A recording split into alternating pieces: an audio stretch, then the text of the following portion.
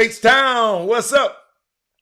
You know what time it is. It's time for the best 120 minutes of your day. The Chop Shop, the nation's #1 urban sports talk show, and also your midday sports happy hour. Yours truly, Robert Hatter, alongside Jim Hicks and sometimes Chris Walker, coming to you live from Houston, Texas. But we're broadcasting all over the world via Facebook Live and YouTube Live. And is it Wednesday? Is it my favorite day? Is it Women Rock Wednesday today? Fellas, I see you, but you know I got to recognize the women. I see you, fellas, and I got you. I'm going to get to you, but let me look out for my ladies first. Let me see how many here first. They got to know they got to get here on time. I can't start the show. Let's see. Gosh, I don't see not. Okay, phew. There go D. White is in the building. Belinda Jonican, they're my two girls. They here today. So I got to wait on three to four more women to get in before I start the show. But fellas, we can sit here. We have stuff that it's Women Rock Wednesday. I love. I got a letter. Somebody sent me an email last night. Y'all remember the other day I told you. Hold up, I got my thing. Y'all remember the other day I told you that. I didn't realize that was that. The other day I told you that I was talking to a parent and they just drained all my energy out of me. And I just told them, I'll call you back. It just drained. It's just drained. It's drained all the poor out of Rob.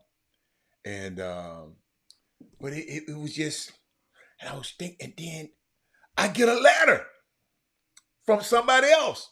You know, I told you the lady was something. Well, if my son was 6'6", it'll be different. And she don't know, but she thinks she. See the problem, ladies and gentlemen, out here, especially in summer basketball, in life. You got to know what you don't know. You have to know what you don't know. You can't think you know it. You got to know. You got to try to find out what you don't know. And when you got somebody telling you what you call them to ask them a question for, and they tell you, and you just, well, that's just my opinion. Imagine if I call D. White, I don't know, Corey Willis, I mean, D. White, what D. White, what you do? Whatever you did for a living. D. White, let's say you were a pilot. And I called you and asked you, Belinda and D, let's say y'all two pilots. And I call you asking you about stuff that you know about.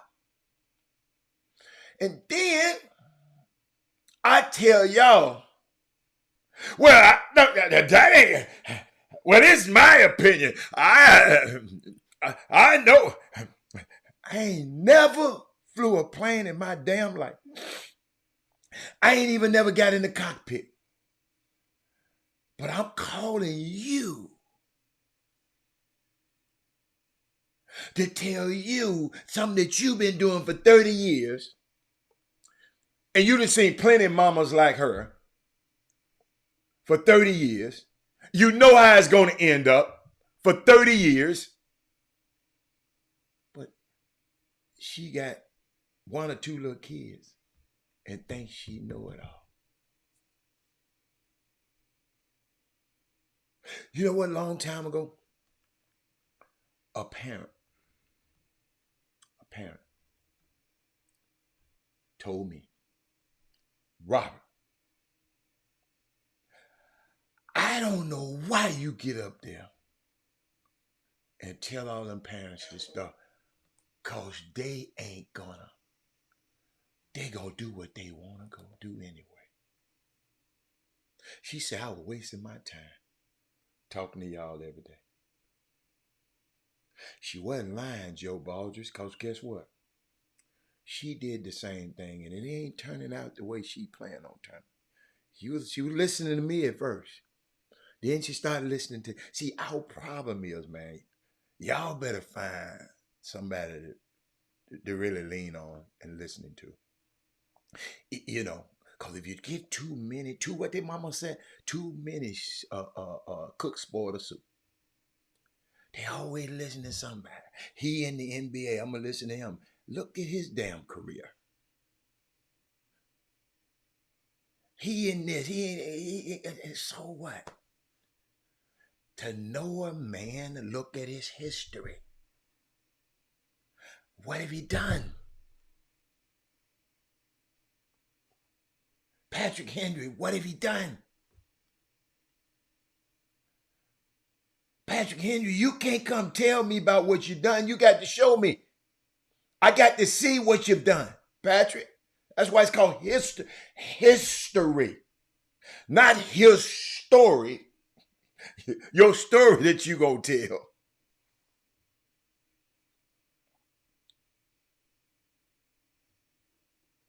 You said bad part is you can't get into grassroots with no training. Parents think they know who to lean on. I don't even know what you talking about right now. I don't even know what you talking about. Hey, Mate. Hey, Mate. Okay, that's 3. Hold up. Let me get how many girls? I got 3. Then I can start the show. Let me know when I get 5 women up there. You said a bad part. Hey, Coach Moore. Coach Moore, that's just like, and I know Coach Moore had been through this. When the parents come, I don't know what you're talking about right here. Bad part is you get into grassroots with no training. Parents think they know who to lean on. Yeah. But if you call and ask somebody for the information, don't waste their time if you're going to just say you got your opinion. That's the point I'm trying to make. Don't waste them people's time. If y'all can see in the background, that's I was the guest at Sierra Canyon basketball game. That's Sierra Canyon going against that's Ashton Hardaway. Penny's son just shot that shot, number 24. They had a big game to go to the next round of the sectionals. They I don't know what the hell they be doing in California. They got about 12 different ways you can get knocked out and get back in the playoff. You know, us, you get knocked out. You get knocked out one time, and you're out. I think that the team in the orange lost, and then I saw them playing again. I said, what the hell is they doing? I don't know. Got a consolation bracket, I guess. I don't know. But my take, I got a letter. Y'all let me know. All my girls ain't there yet. I need you to stay there, Jeremiah, because I want you to. Ken Dean, I need you to stay there. What's up, Doc? I'm trying to make sure all my girls here yet. But you know what? I might not wait on them women now. Y'all don't understand now. I might not wait on y'all today because I'm trying to get this thing going. You might be getting your hair fixed, whatever. I got you. On Wednesday, you got to know. You got to be here. Yeah, I ain't gonna wait on y'all today. But I got a letter, and I got somebody emailed me just yesterday. Yesterday, I love that show. Even Champ emailed me. He didn't give me a damn name though. Champ, don't do that, man. Champ, you got to give me a name. He said, I'm gonna be on your show more often. I appreciate you putting the boys' names out there. But Champ, you ain't tell me who you was, Champ. Because I don't like just calling nobody that. You might be Champ. But I got this letter. I mean, great show yesterday. Champ just came on and said something. He said something to the tune of Ken Dean. He said, a lot of these guys, it's a lot of guys out here that's not ranked, that's better than the people. See, that's what I don't like. Because you're trying to just say some guys out here need to be seen. Why you got to put the guys that's ranked down? And who to say you might think they're better, but other people don't think they're better. Sonya, I need one more. No, it ain't no 5. That's Sonya Mate. Sonya Mate. I saw D White. Belinda. Oh, Mindy, I didn't see you, Mindy. My bad. My bad, man. Whoa. Man, I apologize. I don't see how I skip past Mindy. Oh, I'm good. See, y'all hadn't understand. Y'all got to understand something about me. Them two United ladies, they stay on me. So that Mindy Collins and Sonya, I don't even like. I mean, I'm telling y'all, other ladies don't be mad, but I don't feel right because they always got something to say. They got something to say, especially that one named Collins. Oh my goodness, she's something else. No, she's something else. But she my girl. But I know she's my girl, but she's something else. Oh my goodness, she's something else. Don't let that little old cute face fool you. Oh my God, no, sir. But let me see, what was that? I need my girls. Y'all know I need my girls today. Y'all know that the lady called me talking about if my son was 6'6", he'd be this here, he'd be this here. No, baby. No, it wasn't. Ken said everyone has an opinion, but you shouldn't put your kids down and trying to prove your point. There you go. If you want to speak on your kids, that's fine. No sense. That's what I was trying to make happen. The other day, we just got to get used to. But we got to give people grace. You know, we just can't get mad at people. Be mad. You know, it's some stuff happened over this shirt yesterday. Y'all better learn. And somebody called and tell me, how do you got quiet? And y'all, some people are learning some things about me. It's just so many ways I can go. But the reason I wanted to talk about this because I got a letter yesterday. I got an email from Champ. Champ said thank you. Champ said he'll be here today. But this would many you gonna understand this. I talk about this, right? About the lady talking about her son need to be 6. If he was 6'6", look at the letter I got yesterday. I'm not gonna call the name out. I got to be careful. He said, Mr. Hatter, well, my name is blank. And I'm 6'7", 2 guard to 3 man, looking for a place to call home. Below, I have attached a few highlights and my contact information for your review. I love this letter.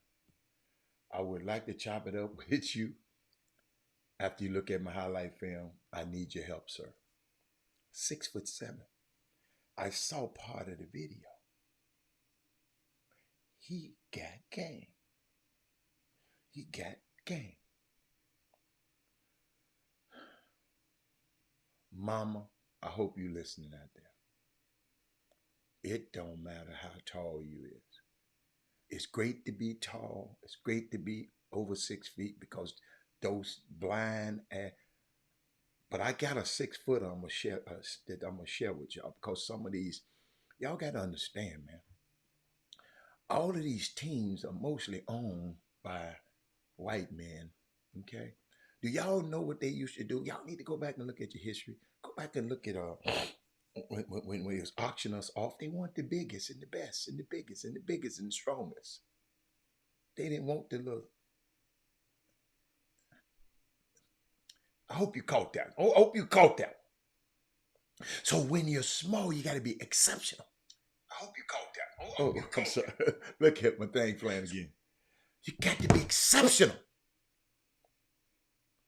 If you're 6 feet guard, sub 6 feet guard, you got to be on any demand. If I come in a gym, Ken Dean, you got to be able, if I'm going to recruit you, you got to hit at least 9 out of 13 threes on command from deep. You got me? Or stick your hand in a paint bucket and jump up there and touch the top of the square. Top of the square. That's gonna make me look at you. What's up, El Ray? If you're short, Those two things gonna make you exceptional.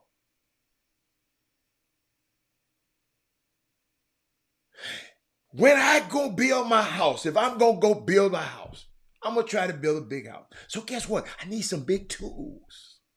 I can't get a hammer and nail and go big that day. I'm gonna need the crane. I'm gonna need the bulldozer. I'm gonna need all the stuff. I can't have no little hammer and nail set, no little erector set. That's just the way it is. If it's an erector set got to be special.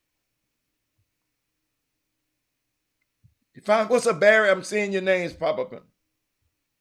Kevin Lewis. But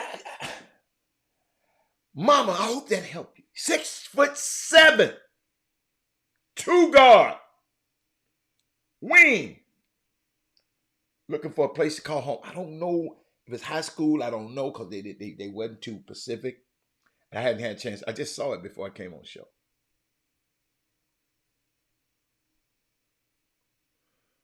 So my thing is it again, just in case you didn't hear me the other day.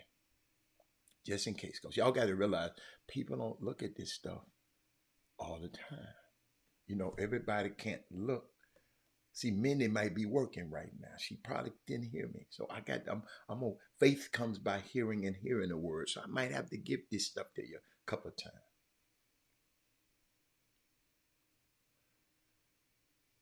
What I'm trying to do is amputate every lie that's been told to y'all in this summer basketball. Because a lot of them been told. I'm trying to pour you a clean glass of water. Because you've been drinking the dirty glass. And you drinking it. You're thirsty. You're going to drink it. It's okay. I ain't mad. I ain't holding it against you. But I was disappointed. Last weekend in a lot of these guys' careers. And I didn't understand it. We got a team called the Houston Hoops. We got a team called the Houston Superstars. They took their influence to Dallas to play in Dallas on the last weekend. They took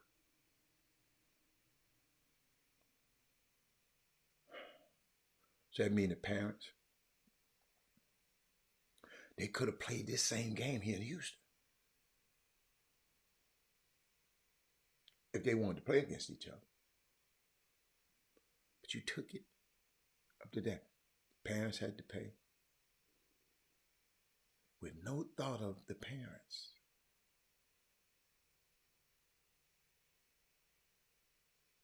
I was disappointed.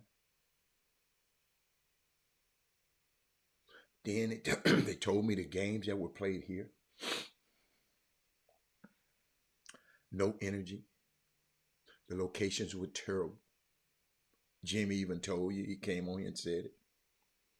No air in one gym. The other gym was a practice gym that you practice in.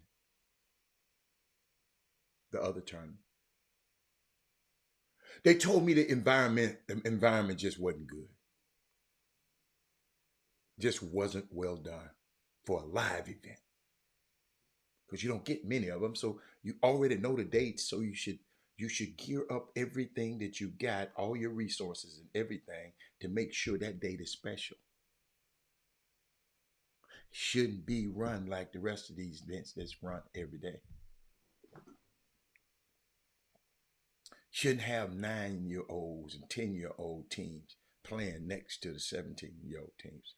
16, no. It was these guys trying to get recruited. Them little dudes, they'll put them in the church gym somewhere until they time.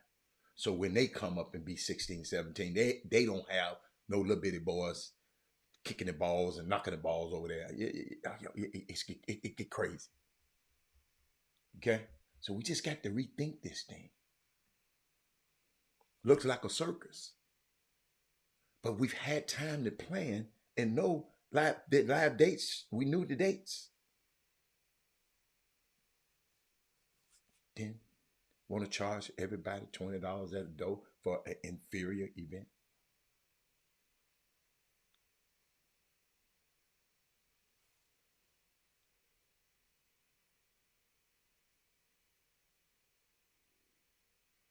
My question to y'all, and not the event operators, because they trying to make a living. To y'all, to the people who's paying, to the Ken Deans who got a team, to somebody else on there I saw got a team. What's up, Eric? Do every weekend have to be a money grab? Do y'all have to go every weekend and make sure y'all just don't want to miss out? Do y'all have to go to every weekend? Shouldn't it be mandatory? We should demand from, I told y'all we got to start demanding more from these people. We can't just tolerate this. I'm talking about us, as the people, as the consumer.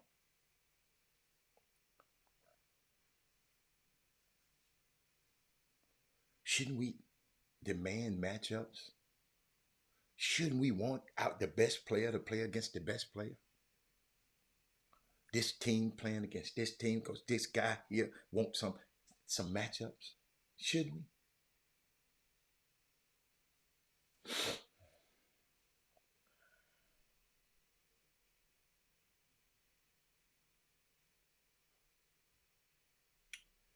Melvin Dudes, are you drinking today? What are you talking about? You comment, boy. Sometimes it's all right not to comment. If you haven't received an offer at 17, you should try it outside. No, you should try something else. Everybody ain't gonna get an offer. That's what you should have been telling them. Everybody ain't gonna get no offer. Some of them little boys on your team right now. You think you're gonna have them all while y'all little and all that? Let me help you, Melvin Dudes. You're not gonna keep them. If somebody get good, they're gonna leave you and go somewhere else. So I'm just preparing you right now. Thank you, Ken Dean. Thank you, Ken Dean.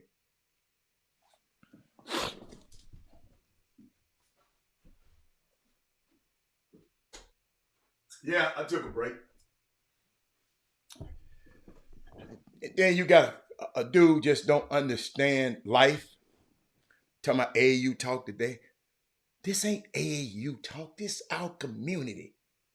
Eric Bowen. Eric Bowen, sometimes you got to see past LeBron's asshole. Past LeBron's sneakers. Sometimes we doing something here. Share the show, everybody, to help a community. I'm telling these kids what's happening. Because guess what? I got 30 years in this business, Eric Bowens, helping it in the community, doing this with these kids. And hold up, and sponsoring kids' whole program. Eric Bowens, since you want to run your mouth, since you want to be important today, I'm going to give, what have you done? Come on, help us.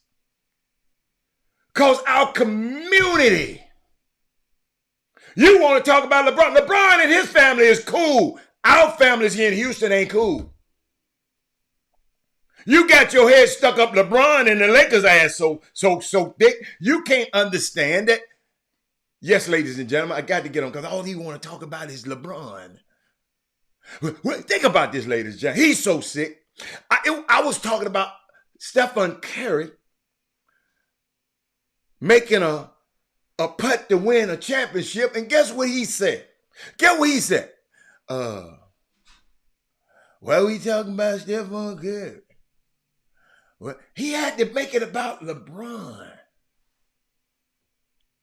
Life is more than LeBron James, man.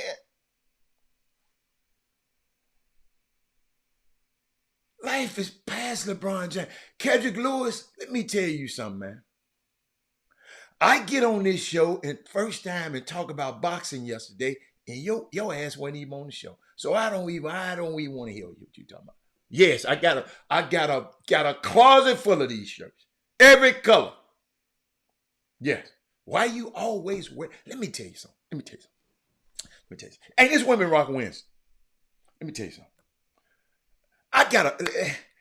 You gotta hear me on this one, Boom. Why is a guy every day worried about what shirt I got on and what watch I got on? I'd rather a woman be doing that, Kendrick Lewis. What the hell you worried about what I got on every day? Yeah, I got to watch your ass. What's up, Ken Lofton? Come on, man. Let the women do that.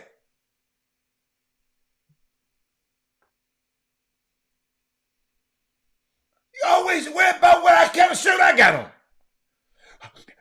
Robert, how much you pay for your watch? That ain't your damn business. D-White. D-White. Do you understand what I'm saying?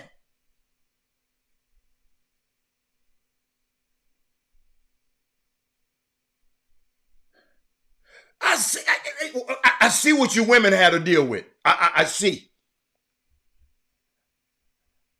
That one woman came on here and said nothing about my shirt. But unbelievable. Unbelievable. Unbelievable, man. No, I'm not angry. I just got low tolerance for BS. Oh no, man. Ask me. Don't ask me them questions. All right, let's go. Let me get back. Had it every time I saw you.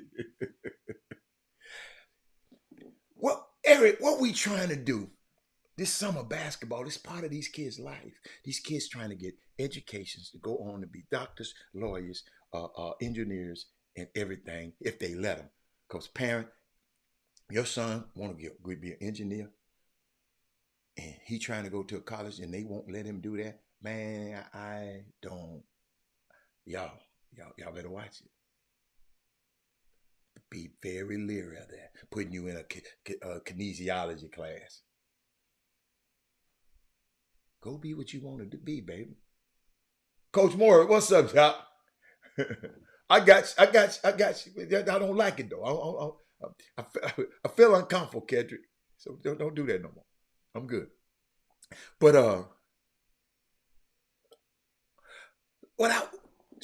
Eric, what I want to tell, I ain't trying to kill nobody's dream.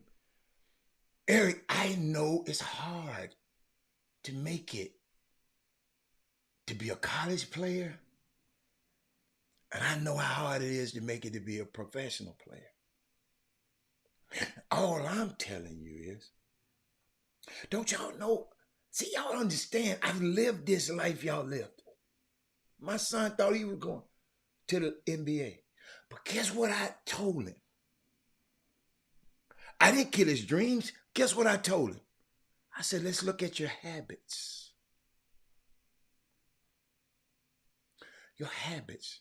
You don't have the habits of these guys I've been representing. If me and you go work out 2 or 3 days in a row, you'll go and tell your mama.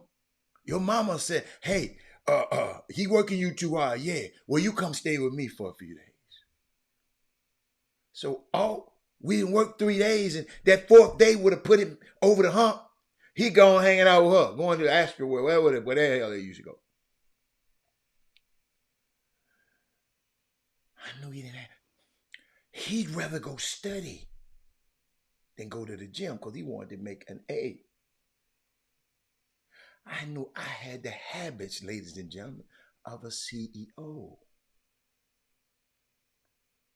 I let him chase his dream and supported his dream so that I sponsored a team 3 years in a row, and he didn't start on the team.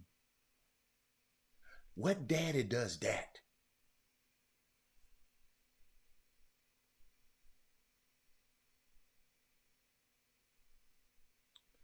See, y'all running and coming.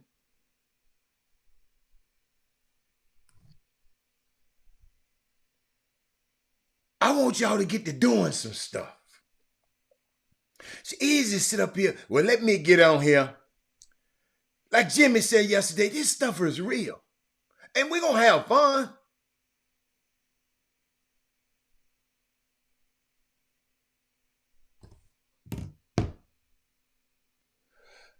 Our thumbs are being muscular. We got muscular thumbs, but our minds are not as muscular.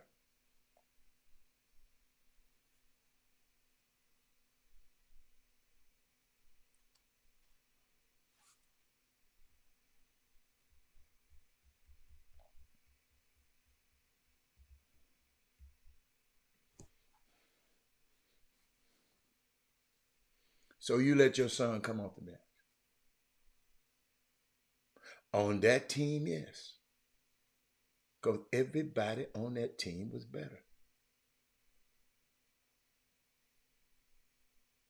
And he got to practice with them badass dudes every day. So that's why I put him in a position. See, you couldn't see the forest for the trees. I had vision to have him playing with John Henson, Ray Turner, Darius Gardner, D'Angelo Harrison, Rasheed Suleiman, all of the ones top players in the city. He played with them every single day. So when he went up against these other guys, he stepped on the campus, Mr. Smartass. The first day he stepped on the campus, Mr. Smartass, Eric Bowens. So he let my son come off the bench. Let me tell you something, Mr. Smartass, Eric Bowens. Soon as he went to Cornell, ladies and gentlemen, I taught him whoever playing point guard, the first night y'all go in the open gym, when you get on the campus, you tear his damn head off. Because you done been around the baddest dudes in this country. So you prepared because you sit on the bench and play on a team with these badass dudes, Eric Bowens. So when he went to Cornell, he was prepared. He called me that night and said, it's a new sheriff in town. One of the guys who thought he was going to be the point guard quit. It's called vision. Some people don't have it. Like I told y'all, their thumbs are muscular, but their minds ain't that muscular. You going up against Rasheed Suleiman, he played at Duke. You going up against D'Angelo Harrison, he's the leading scorer at St. John's. He's the leading scorer in Big 12, Big East history. And you worried about him, let my son come. I ain't let my son do a damn thing. He had to compete. He had to compete. And that's our problem. We don't want our sons to compete. So-and-so came to this school. I'm leaving. So-and-so came to the... They just got a new point guard. I'm leaving. Penny just signed another player. Where does that put my son? Put him in a position where his ass got to compete.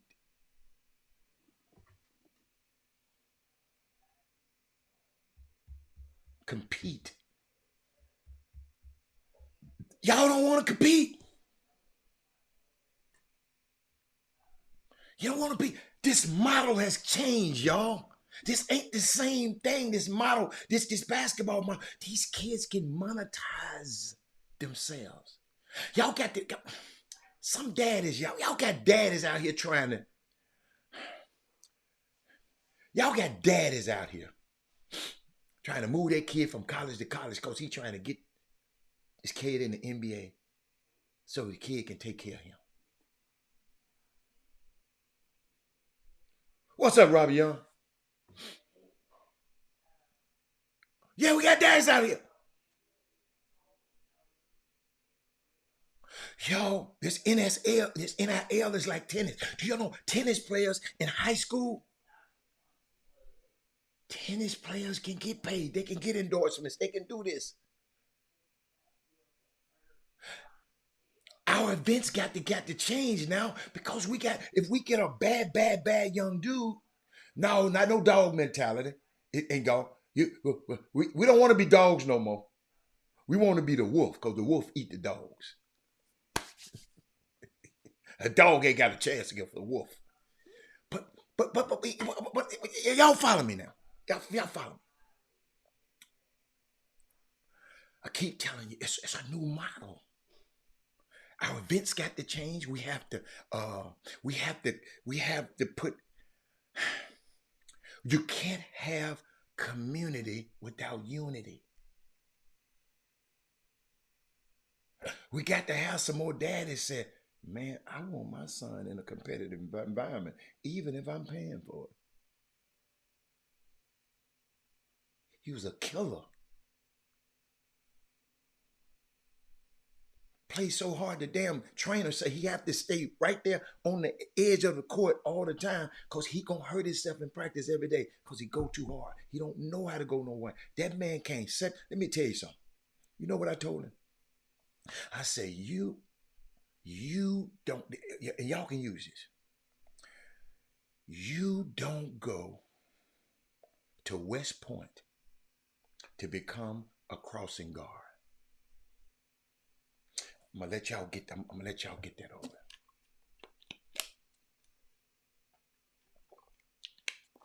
You don't go to West Point to become. You don't go to West Point to just be a crossing guard at school. You go to be admiral, captain. You go to be the top guy. You don't go to the Ivy League. You don't go to Cornell to just come back and be regular. You going there to be a captain of industry. You ain't going 1,700 miles from your house to just be regular. And guess what? And you got the unique name. You got my name. Exact same name. We got to start talking to our kids like that.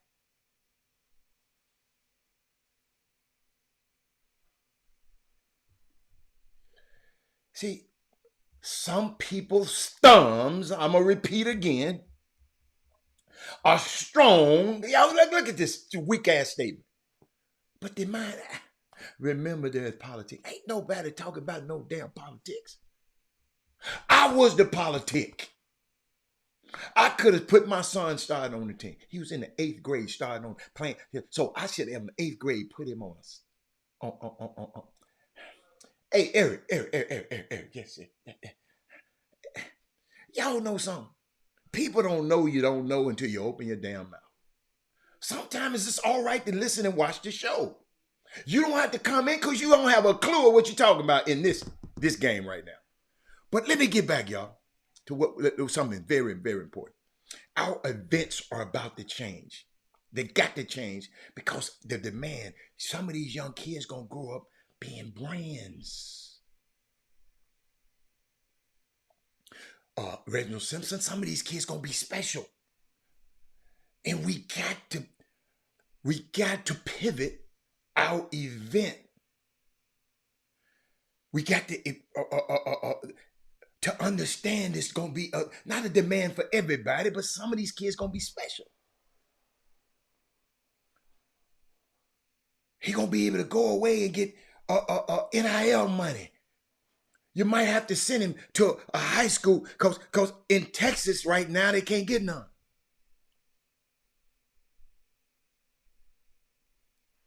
Cooper Flagg can't get none in Maine.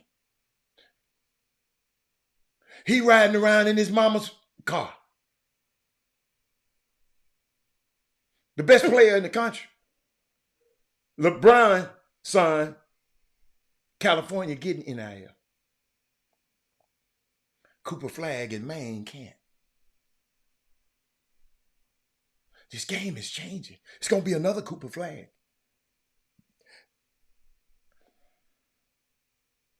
See, Boozer twins, they're good. But guess what? Daddy, they've been rich. Daddy. Y'all, I'm telling y'all, this middle class is taking over basketball. The upper class, I mean, taking over basketball. These kids ain't coming from the hood being great no more. Where our guys in the hood? Are we pricing these kids out? Because the parents can't come to the game. They can't bring the kids to practice. The trainers training costing too much to train them. Where are our kids is coming from?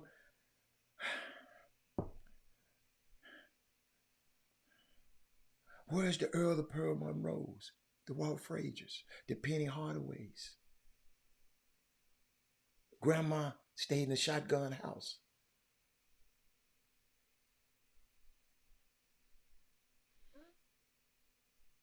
We got to do something about it. Trainers. You got to, sometimes you got to put some time away for the community to help the guys who can't pay you that $50 to $40 a day. Everybody can't pay it. Guys like me, spending this valuable time that I have on here telling y'all, don't y'all know I could be anywhere in the world?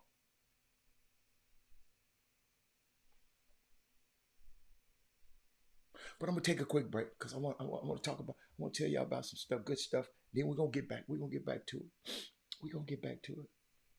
But I just want us to open our eyes. We play around too much.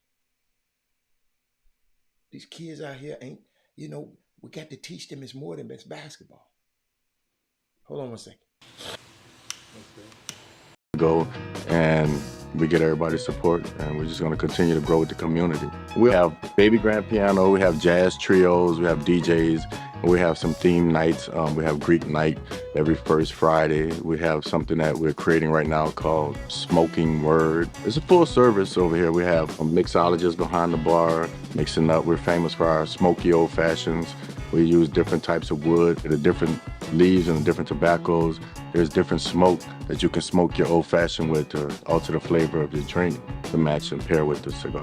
People come in, they don't know what to smoke. It's my job to tell you what's to smoke. And I'm gonna give you the best cigar, best thing for your palate. We have fancy cognacs. Cleopatra's, Mimi's, Creole, Oyster Bar. Unbelievable people. Unbelievable service, food, atmosphere. Man, I'm just proud to be in this space where we can share some positive things about our people. And we're going to get, even in the summer basketball, I demand excellence, man. Because when I ran my basketball program, I demand excellence. Charles Foreman, his wife, Mimi, Lance, they demand excellence out of their staff at Cleopatra's and Mimi's. Kelton Solomon did years of research trying to make sure he got the proper wines to be able to serve to y'all. On Friday, he gives a happy hour at the Roof, a Black-owned restaurant. So he can just, from 6 to 9, so he can share his what was in his heart and what's in his mind with y'all. And then his wife partnered with Putt Shack and said, look, Robert, who you got want to come to Putt Shack? Putt Shack is a new event space downtown Houston, like a indoor putt with an adult flavor, no kids, drinks, foods, and all that. They having a super opening on July the 26th, and you're invited. All you have to do is send an email to chopshophtx@gmail.com. And I see the people that sent, I got you. I got y'all stuff. Thank you. And y'all will be invited to that. First class place downtown. You're going to love it. You might want to give a party there one time. We should demand this type of excellence from our summer basketball. We shouldn't be giving no Bush League. We ain't Bush League ass people. We shouldn't be getting Bush League. He said, show us the Mardi Gras show. Let me see that. I still got them. This man is crazy. Watch this, y'all. Where them shrimp at? Did I show? Oh, here they are. Here. Hey, ladies and gentlemen, I'm at Cleopatra's right now. You can see the smoke. Yeah, you see the smoke coming from my Mardi Gras shrimp. I keep trying to tell y'all the best kept secret in the world. Cleopatra's, Richmond, Texas. Hey man, hey man. I ain't gonna even tell you about it. Y'all just got to go out there. Come on, I can't tell you. You know what? You know how you sometimes I don't like people to tell me how good stuff up. Come out and let me down. I'm telling you how good it is, and you gonna go out there and say, "Oh my goodness." But what I want to do is, and I'm gonna finish this about summer basketball. But we got to have better leadership. We got to share the show. When we come on the show, if you're on YouTube right now, hit thumbs up. Thumbs up, thumbs up, thumbs up, thumbs up, thumbs up, thumbs up. Hit the thumbs up button right now. I'm gonna see who gonna hit it. Hit the thumbs up. I don't think all of y'all hit thumbs up. And if you on Facebook, share the show. Share the show. Cause I don't have time to just tell y'all this all the time. I wish somebody on the show could say share it. Thumbs up.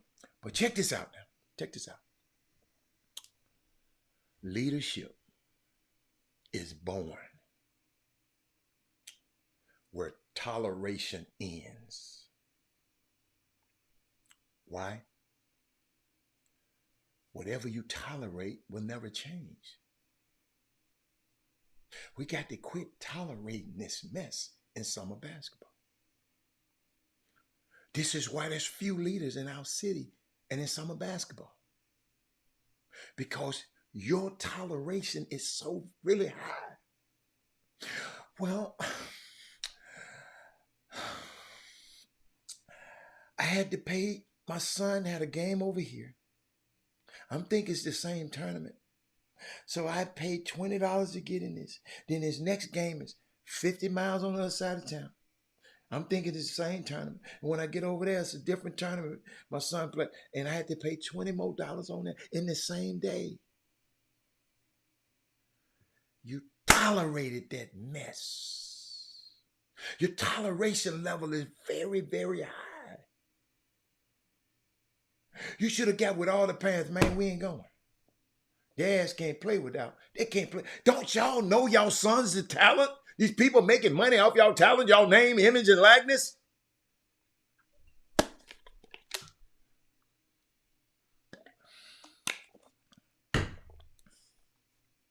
Don't you know without your son, ain't nobody paying to come in anyway? Did anybody know that? Somebody please tell me they knew that. What that is Moody? Ken Dean, where y'all at? Listen, y'all. Your son is the talent. In the NBA, if your son in the NBA, they paying your son to let them people pay to come in and get in.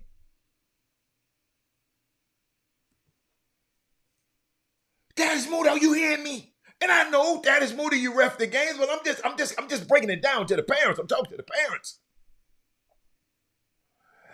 Yo, you are supplying the talent. You're feeding the talent. That big old ass boy of yours eating everything in your house. You supplying the talent, and then you going and watch your talent, this talent that you supply. You going to pen to watch him play. Have y'all ever looked at it like that?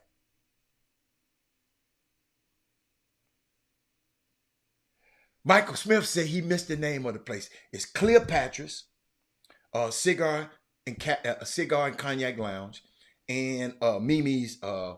It's Mimi's Creole. Got to put Creole because this is another Mimi. It's a white Mimi. It's the black Mimi. Mimi New Orleans Oyster Bar.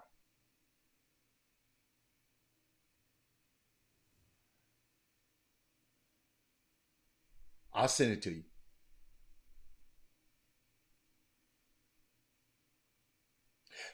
That Ken Dean, wasn't that weird? It ain't weird. It's something that we tolerate. It's not weird. It's something that we just let tolerate. Because there's 2 live events, and Trey Phillips just said yesterday, you don't supposed to play in 2 separate live events. That's what they say. I don't know. But you play one game over here, one game. I still don't get that. Why did you just say, look, man, I'm playing over here? Because he going to get mad. Y'all see, I don't care who get mad.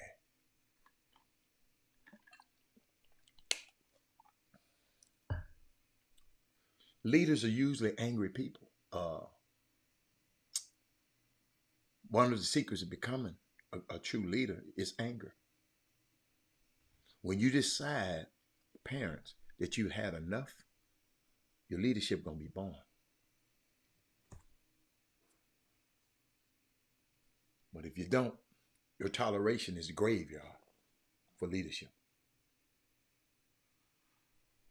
I know, I know. I know what it is. Yeah, it's a cigar spot. It's just not a cigar spot. It's a cigar experience. Cleopatra. I wish I can say it's like the rest. It's different, Doc. You got to go out there, Mike. Mike, when you go out there, you put this in your thing. Ask for Lance at the Cleopatra, because it's two sides. It's the restaurant on one side, two separate entities, and Cleo owned by the same people, and Cleopatra's right next door to it. Mike, you gonna love it. You gonna love it, Mike. You just gonna love it. The way they got it set up. You can come in, you can play your dominoes, you can play your cards. They got couches on this side, and they got. I mean, it's just unbelievable. But where was I? I got more. Y'all, the reason I have to stay on subjects like this is because now, by the way, if you want to go to the Putt Shack on the 26th, send me an email, chopshophtx@gmail.com. Put you on the list. Chop Shop special. And y'all, did I tell y'all about TSU? Hey, let me talk. Another black-owned cigar line. Yeah, but Monte Cora, Cleopatra's is a partner of this show. That's why I'm talking about them.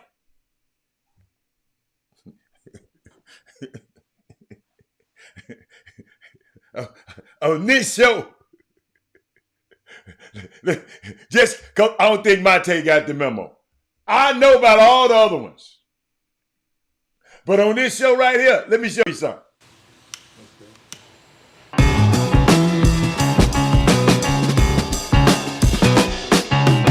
Someone had a birthday party at our restaurant. Their ass need to check us out. How about that? But y'all, let me. No, don't be sorry.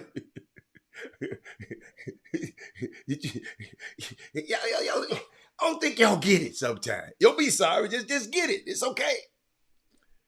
But I want y'all to come out and support the TSU football team. Really. Also, you can purchase season tickets. The season tickets are not that expensive. Do me a favor. Call this number. 713. I think I got it on the bottom of my screen. I got to put it on here. TSU.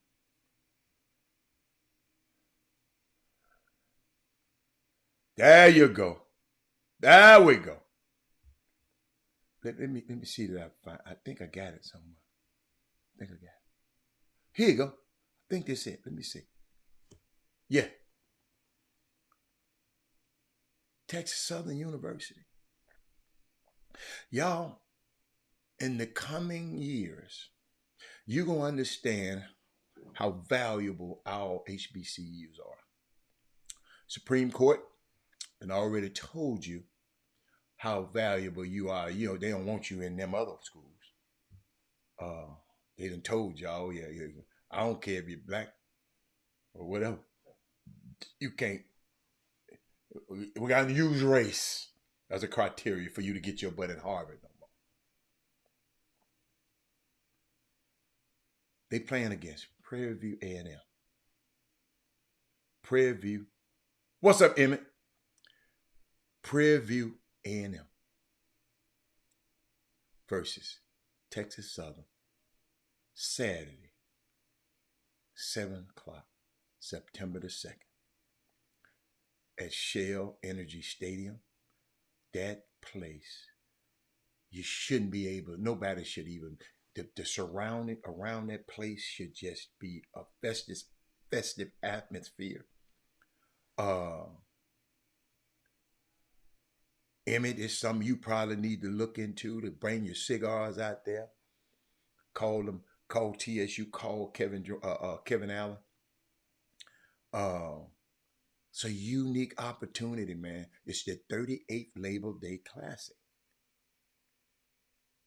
Let me tell you, we got to sell this game out. That little stadium, when Jackson State came, when you wanted to see Deion Sanders, you came. Do me a favor, call that number, 713-313-7271. Ask for Kevin Allen. He gonna take care of you. Man, all of us should have season tickets. Even if you ain't going to the game. You could just say, hey man, you can go this game. You can go, ain't but 5 games. But you'll go buy the season ticket for them sorry Texans who've been losing every year. Clarence McKinney, coach, man, you got my full support.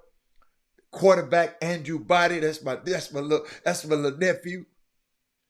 Let me tell y'all something, man. We got to take care of our own. We got to. And you just made me, because it's Women Rock Wednesday. Thank you, Monte. I appreciate you. I thank you. Doug Jones, you got to get your seats. Where you go to Doug Jones, you can make an example out of everybody. You can go buy a season ticket for both of you, for TSU and yeah, go get that. For real, if you went to TSU and you ain't got no season ticket, I ain't trying to shame you. If you ain't got it, you ain't got it. But they're not that expensive. Just call Kevin and say, man, I heard it on the Chop Shop. And watch what happened for you. So I saw something else, y'all. I was about to tell y'all. Oh, it's Women Rock Wednesday, right? I got to give y'all this one, because this kind of near and dear to my heart. On Women Rock Wednesday. 64 years ago today, jazz musician and singer, songwriter Billie Holiday died. My mama used to love this lady. The only thing my mom them, owned a place where the black acts used to come and be able to perform, because they couldn't perform and all the other a lot of places. So the Tina Turners of the year, they come to Memphis. And my mom knew a lot of these people, but I remember Billie Holiday. Rest in power. But let me give you some events leading up, because she's a woman that rocked to me. Let me give you some events that led up to her death, and just in case you didn't know, I want you to be able to hear me. That's her right there in court. In 1939, Billie Holiday, she recorded the first great protest song of the civil rights movement. It's called "Strange Fruit." You have to go. And check out Fresh Fruits. Okay, Strange Fruit. I'm sorry, Strange Fruit. The chilling story of Strange Fruit and Billie Holiday, y'all. Because it's a great. It's a compelling story. Strange Fruit was originally a poem written by a Jewish American writer, teacher, and songwriter named Abel. I think it's Meropole. Under his pseudonym name, he had a pseudonym called Lewis Allen, as a protest against lynchings, and later set it to music. Okay, it's a Jewish guy wrote this song. Listen to what I just said. I want y'all to hear this, because I just got this. I'm telling you, it just hit me while I'm reading this. Strange Fruit was originally a poem written by a Jewish American writer. He's a teacher, songwriter named Abel Mirapol, under his pseudonym Lewis Allen, as a protest against lynching, and later set to music. Watch this. The song soon came to Billie Holiday's attention. And after so many frequent requests, for the song, she closed out every performance with the song, right? The waiters would stop serving ahead of time and complete silence in the room, and the rooms would be darkened and a spotlight would shine on Holiday's face. Radio stations in the South wouldn't play it. It's about lynching. Record labels wouldn't record it. It was about lynching. But yet the song rose in the charts, selling over 1 million copies. Despite the success, a government agency was determined to shut her down. Shut her down. Not the dude that wrote it. I just figured this out, y'all, today, Eric. One night in 1939, she received a warning from the Federal Bureau of Narcotics to never sing that song again. This order was led by Commissioner Harry Anslinger. Remember that name? He had a mission to eradicate all drugs everywhere and believed that jazz musicians were the problem. His attack was racially led. Holiday is known struggles with alcohol, drugs, and I mean, she was just messed up, and a vocal voice against the white supremacy made her a target. Y'all got me? He sent undercover agents after her, including arranging for her abusive husband to set her up. She was put on trial, United States of America versus Billie Holiday.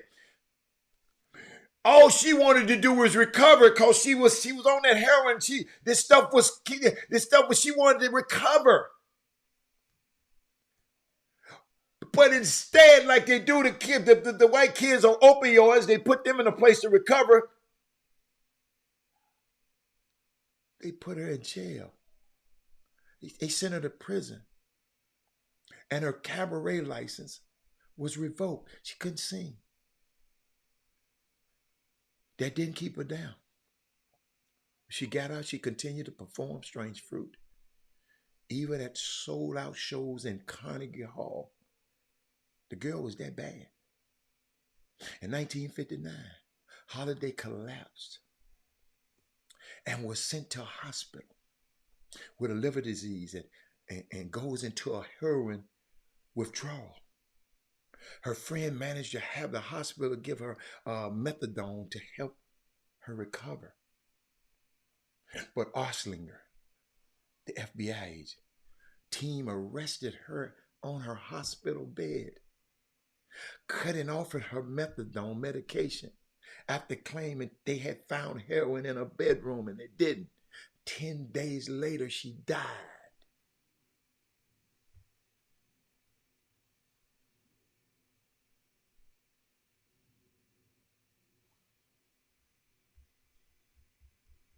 Y'all see why I don't play no more? I don't play.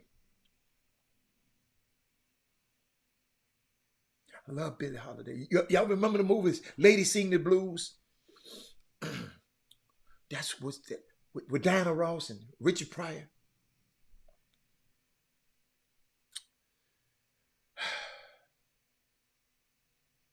I'm looking up something right quick.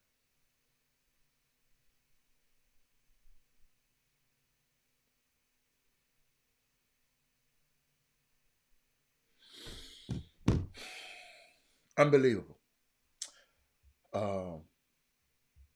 Billie Holiday, you rock. You my girl. Uh, Unbelievable woman. Just got caught up on drugs. Um, and I saw some, y'all. I'm watching these people on social media where all the cowards live. um, but Miles Bridges, you remember, had an issue uh, with domestic violence. He was charged and was basically out of the league for a full year. Well, he's back and he met with the media for the first time in a long time. And I'm going to give you this. Yeah, don't forget about Billy D. You're right, Carrie. My bad. My bad, Carrie. You're right. You're right, Carrie. Carrie, you got me. You're right, baby. Absolutely. But let me share this with you. It's Miles Bridges. Miles Bridges. He's accused of beating up his girlfriend and his baby's mother and treating her kind of bad. They put his little ass out of that league for a year. And here is him at the press conference. I apologize to everybody for, the pain and embarrassment that I caused everyone, but especially my family. This year away, I've used it to prioritize just going to therapy and becoming the best person I can be. Someone that my family and everybody here can be proud of. I want to thank the Hornets organization and the NBA for giving me a second chance. A lot of people don't get a second chance, and I want to use this second chance just to prove to everybody that I'm the same kid that you drafted 5 years ago. I'm just happy to be back, and I can't wait to get this year started. I apologize. What do y'all think? To me, he seemed very contrite. I don't know the young man, but y'all know I am about putting your hand on women. That's just no, can't do that. But it's interesting. It's Women Rock Wednesday. What do you think? What do you think? What do you think? The reason I like to talk about stuff like this and just get it out the way, it's a forum that we can talk about it. I remember Madonna. I wish Madonna come back on again today. And how people are I don't understand people talking about there's something fishy about the Carly situation. The little young girl who got kidnapped and came back home, and people say it's fishy. And people want to know everything. Why people want to know everything? I don't even want to. I wouldn't even want to know about this, but I'm glad the young man stepped up and said, "Look, I took a year. I mean, they suspended Michael Jordan and said, hell no, man, I can't play for me for a whole year without pay." And thank you, maroon and gray all the way. L. Ray Dixon, I like that. I wish you the best too. Thank you, Herb. Boy, man, Herb, hey Baker, come on, man. Boy, you got, but Herb, I got something for you though, Herb. I got something. Oh, I did not. Herb, I did not. Dang it, Herb. I did not put it up there. But I can tell you what I said. I could. Sterling, what's up? Sterling Creeks, y'all. Cause he said I used to mess his name up. I did not put it up, and but what got me, Miles Bridges getting in all this trouble and all this, right? And I saw a video, and I didn't download it, y'all. And I don't want to mess it. I won't mess up the feed because I have to take my attention off of y'all and do all of that, and I don't want to do that. But I saw an interview by what's the boy name? Imani Bates. Saw an interview. Hold on, let me make sure I didn't do it. I didn't. But Imani Bates, Sterling, he just hope dude learn his lesson. Thank you. the pictures after he beat her up, hard to see. Yes, yes, absolute, absolute, absolute. She got his ass now though. Oh my God. Oh my God. See, guys, we think we got power. When you put that hand on that woman, you ain't got no more power. Guys, you think you powerful to put your hand on a woman? You do it, you're gonna lose all your power. You're gonna be in that penitentiary. In this case, this boy had enough money to keep him out of the penitentiary. And that little girl didn't want to mess up her money for her kids. But she got it. She got him now. I just hope she said, look, I ain't finna do all this crazy stuff to you though. But player, I just hope she handled it right. Because some of these women, y'all, some of them ain't right. Some of them, that one that Zion messed with, some ain't right about that little girl.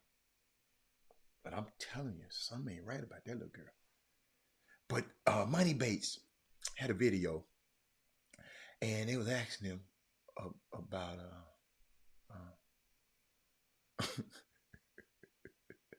his mentors in the league. Y'all guess who he said? I got to find that one for y'all, man. I got to find that one for y'all because I'm not going to do it no justice. I'm not going to do it no justice. I'm just, y'all going to have to just work with me. And let somebody already know. Somebody tell me. This man, they asked him who his mentors are. Money Bates. They asked him who his mentors are, right? And y'all ain't gonna believe who he said. y'all ain't gonna believe who this boy said. Where's that? He won. He won they won the summer league. His team won the summer league, and they remember dude saw it. He said John Morant and Miles Bridges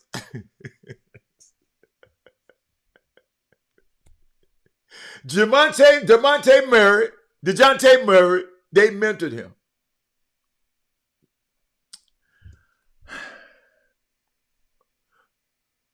John Morant, Miles Bridges is the last two people that need to take somebody up under their ring. Nothing against, they're getting their life together. I looked at this thing, man. I looked at Brandon Miller, got Paul George as his GOAT. And Money Bates letting John Morant and Miles Bridges and DeJounte Murray mentor him.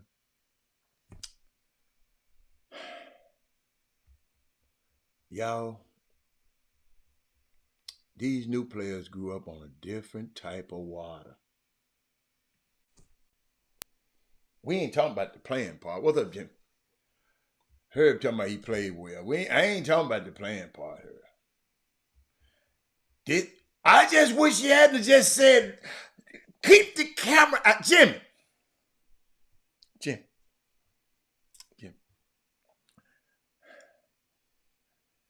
I done did all kind of crazy stuff. And Jimmy, I come on an interview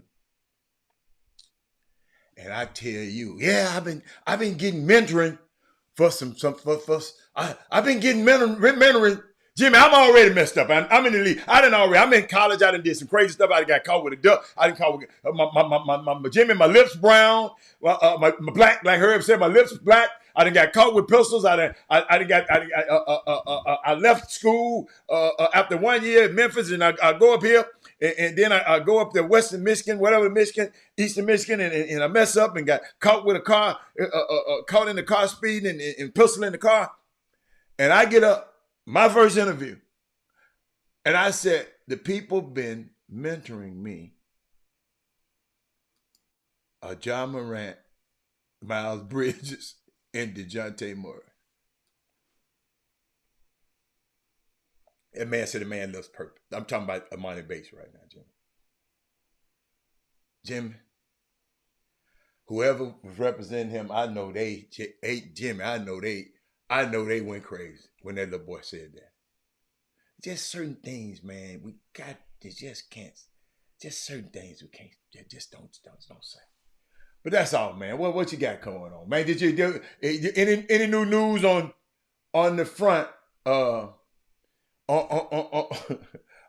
call it Playground Gate. Any new news on Playground Gate? Not yet. I was expecting to hear from them on yesterday, and I'm expecting to I hear sent from an them. email to that. Yeah, I did too. Uh-huh. I didn't know what to say. I'm gonna say, man, that's some. I told you make it simple. No, I can't make it simple. That's to everybody else.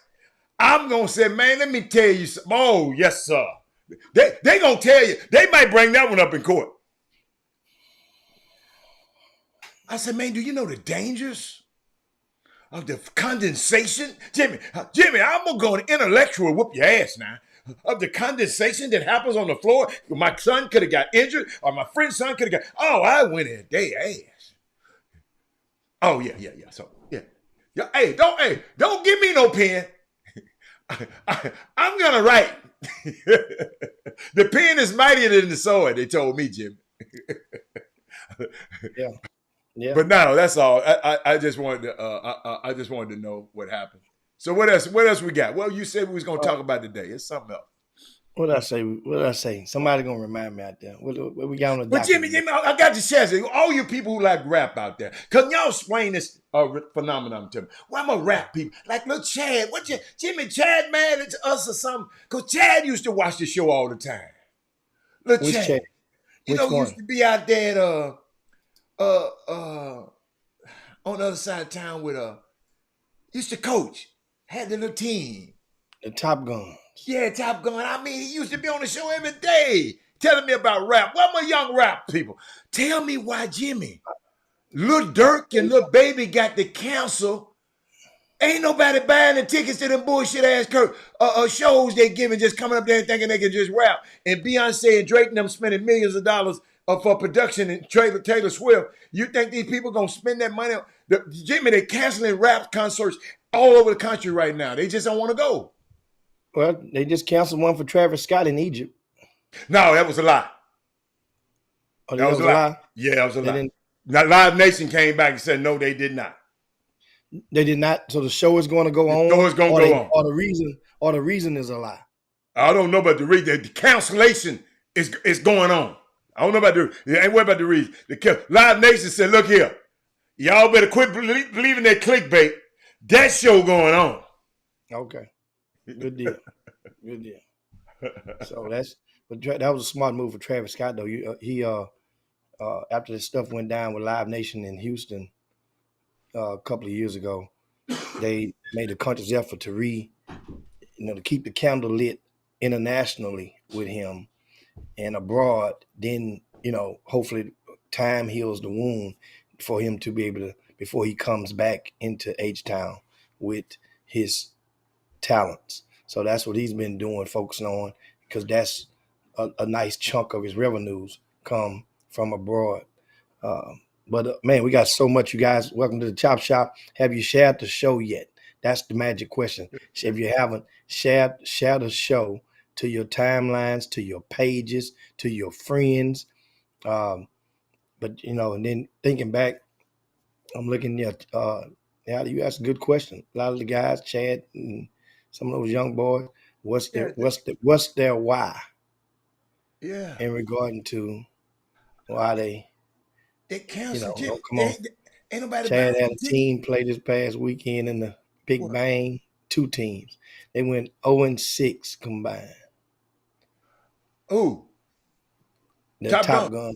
Oh, yeah. Okay. Oh, no. I wasn't asking. No, I was asking him. I just needed him to, because he knew about rap. I wanted the young people who like rap. I'm asking about the rap. I was just saying he used to be on the show all the time, man. He used to help me up with the rap stuff. But Doug and them helped me. Doug said, ain't nobody gonna watch Lil Baby and them pay $200 to watch Lil Baby and them stand around the spot high and drunk all night. That's a great point. That's a great point.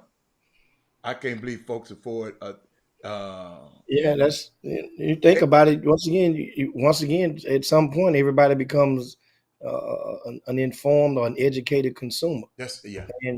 and what you're paying for a lot of times, you listen to these songs on the radios or satellites or in the wherever you may be in your houses, and when you visualize them, you want to see them in person, see that song, see they can perform. Everybody that can sing is not a performer.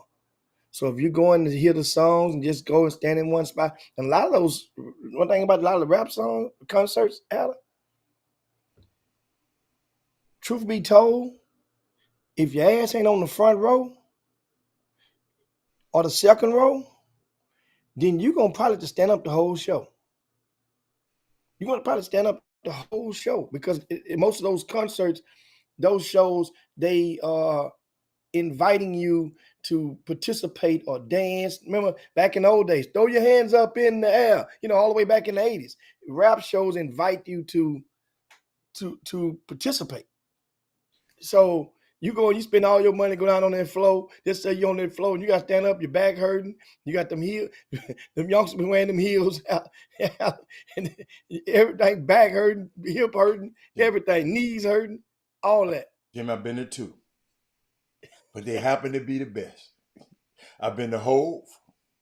I've been to Hove. I ain't gonna lie, I like Hove. Hove got production. And I went to Drake because my son wanted to go to Drake. Drake wasn't that. It was terrible. My Drake son Drake wasn't that. Jimmy, my son wanted to go. I didn't lie. I had to take him. Sandra wanted to go see. That's the only show only Terrible. rap show we've ever been to was Drake. Terrible. And I was smart enough on that flow thing. I said, no, Sam. Unless I got the perfect spot we can get. Right here. I looked and noticed the stage was right at the title center. We get right here. Trust me, right by the aisle. We ain't got to worry about nobody crossing over, and we good right here by 4 rows up. We got a good view for when they come out. We right there. But I'm gonna tell you a concert. But we're gonna talk sports guys in a minute. We just go, we gonna chop shop, go sideways. Let me tell you something that was a good show. I'm gonna tell you a good show. A good show, Ada, was the last tour that the P. Diddy them did with that Bad Boy, and they had all them reunion with the 150 and all them right there. That was a good performance show because every step, I think DMX came out before he passed away. They even had DMX come and did some stuff with them different legs. That was a great performance show. And I guess probably because everybody only did about 3-4 songs. You know what I'm saying? So you ain't out there with them all for an hour. You ain't out there tired. You ain't got to go. That was a good performance show. Great performance show. But yeah, you're right. These people, the Taylor Swift, them, they getting it. they getting it out there. Man, did you see what she did here? No. Jimmy, I don't know how many shows she had. At least 3 or 4. The whole what Texas play, you couldn't get in them up 3-4 days in a row. You know how many get in there. And then the homeboy, our homegirl coming up soon. Miss Oh, it was 3 sold out. It was 3. Okay. 3, Jimmy. It was packed. Jimmy, you couldn't get in that Astrodome them 3 days. Don't even go to Papa Do's that day. Papa Do's had Papa Do's on Wichita had a lot of white people in it that night. Papa Do's on 610. It had a lot of white people in it. Them 3 days. Now way back in the days, now Fresh Fest was fire too. Now that was a fire. That was a fire joint. Fresh Fest. I think LL was the spearheaded that. He was a young LL, so he was the darling of the bunch, the baby of the bunch but Fresh Fest, they had Fresh Fest at Astroworld. Dude, understand me? They had the concert at Astroworld, the Fresh Fest. I mean FEST. bunch of different groups, like a battle royal of different groups, and they got it in. That's back in the old days, back in them good old days, at the backstage passes, swinging, wearing the feli jumpers and all that right there back in the day. that was, hey, man. Fun times, man. Fun times. Yeah, man. So what we got hoop wise, I was looking at something this morning and I was cleaning off some part of my desk and I ran across some stuff. And I'm trying to think if I didn't throw it. I threw away a lot of stuff, and I had something I wanted to share with you guys. And I think I put it on this clipboard. One thing I ran across was this. Alan. You can't see it, so I don't know what's the name for. This was and I was wondering what some of these guys are from the Chop Shop. Was it 3 years ago? When we put together that one team of unsigned seniors and they played in one of the events, and this was the roster of the players, right? And DJ Richards, we know where he is right now. He's in UTSA, right? Dylan Mackey, where is DJ Richards still at UTSA? Did he leave? I don't know. Did he leave? That's on your watch, man. Dylan Mackey, I mentioned him. He's a guard. Jalen Calvin, Anthony Pelzer. Pelzer? Yeah. Where's Pelzer? Kevin Giles. He was an athletic kid that came and joined the team. William Young. Yeah, Will. Yeah. That's the team I coach. What the hell you talking about? That's what I just said. The team we put together. What are you listening? Hey, that's the team I coach, and then I left. And then you come up there and coach the team, and they lost. That old boy. Yeah. You lost it. Yeah. You abandoned. Yeah, I had something to do. Yeah. Oh, he had McNeese State, Jimmy. He had McNeese State. Which one? DJ? Mm-hmm. Okay, DJ's at McNeese now from UTSA. Okay. Jake Stratton. Wade Artenriant. Where are these guys? These were college basketball hopefuls that were unsigned seniors. And I'm just curious to know how many of them are actually playing basketball right now at colleges. I don't care what level, but I'm just curious to know who's still playing versus who's not. Those Dylan Mackey is in transition. Huh? Give me one of them names. One of them kids came from Gilbert Goods. From Gilbert Goods team. That was Kevin Giles. I like that. Yeah. I'm just curious because we don't talk enough about, okay, that you're so adamant and you think everybody's sleeping on you. And then you go and you play on a lot of these different teams all around. And then when it comes rubber hit the road, nobody wants to go the long way. Those were 8 young men names we just named, right? How many are actually still members of a collegiate basketball program? I say the names again so you guys can follow with me. DJ Richards, McNeese, which Doug said he's at McNeese, right? Okay. Dylan Mackey is in transit. Doug said he's at Shriner. So let me write that down. Shriner. Is he playing? We understand. Is he playing? We're not talking about how many of them are in college. Is he playing? Or a member of the team, the program? Anthony Pelzer, they just let us know, informed us he's a student at Texas State. But Jimmy, I know he didn't like basketball. You remember he didn't come the last day. One of them days, he didn't even come the next day. Good call. Well, the thing is with him is good. His mom was military. I do remember that she came on. She often dropped by. She in San Diego now. Yes, and his mother, I think she had informed us that under the what they used to call it, the GI Bill back, they changed the name of it, but he had free college in the state of Texas, at a public school college anywhere in the state. He had a free college. So he went, I think he went and may have tried his basketball talents somewhere and just say, you know what, The hell with this. Let me go to a spot that's a certain hotbed, which let me tell you something. Texas State may not sound like much to you guys, but if you're a student at Texas State, you got 30 miles to the left, you got Austin, which is one of the top 3 college party towns or cities in the country, is Austin, Texas. So you're right there to Austin. You go to the left about an hour, you're in San Antonio. So for San Marcos, which is right pretty much in the middle, closer to Austin than it is to San Antonio. Also, the rest of these names, Jalen Calvin. Where is he? Where did Jalen Calvin play at high school? I don't remember him. Was it Bel Air? Doug can help me out on that. I don't remember him. I don't remember him. Yes, and thanks, Archie, and he's let us know that and confirming that Dylan Mackey is on the team at Shriner. Great for Dylan Mackey. Well, I'm just saying, I want to see how many of these guys are actually playing basketball in college 3 years later, and to show you just how that energy can be zapped from all of these hoop dreams from a lot of people, and the quicker you get them into reality. Man, guess what? We tried this stuff for 10 years, this basketball stuff.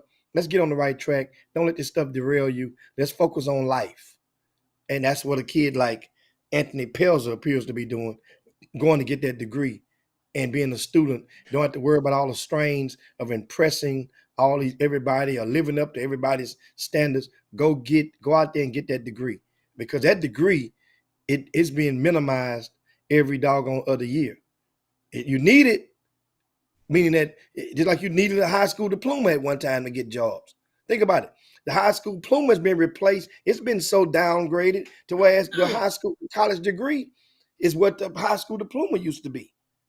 You got to, in other words, you go to work at McDonald's now. A lot of those people, believe it or not, talking about the elders, not those little kids you see, but the elders, a lot of them people have college degrees. Believe it or not, we don't take out the time out to talk to them enough. I really, I got like a pet peeve in mind, like fast food. Some of those people are the people that really deserve more tips than some people at restaurants, at full service restaurants, that is.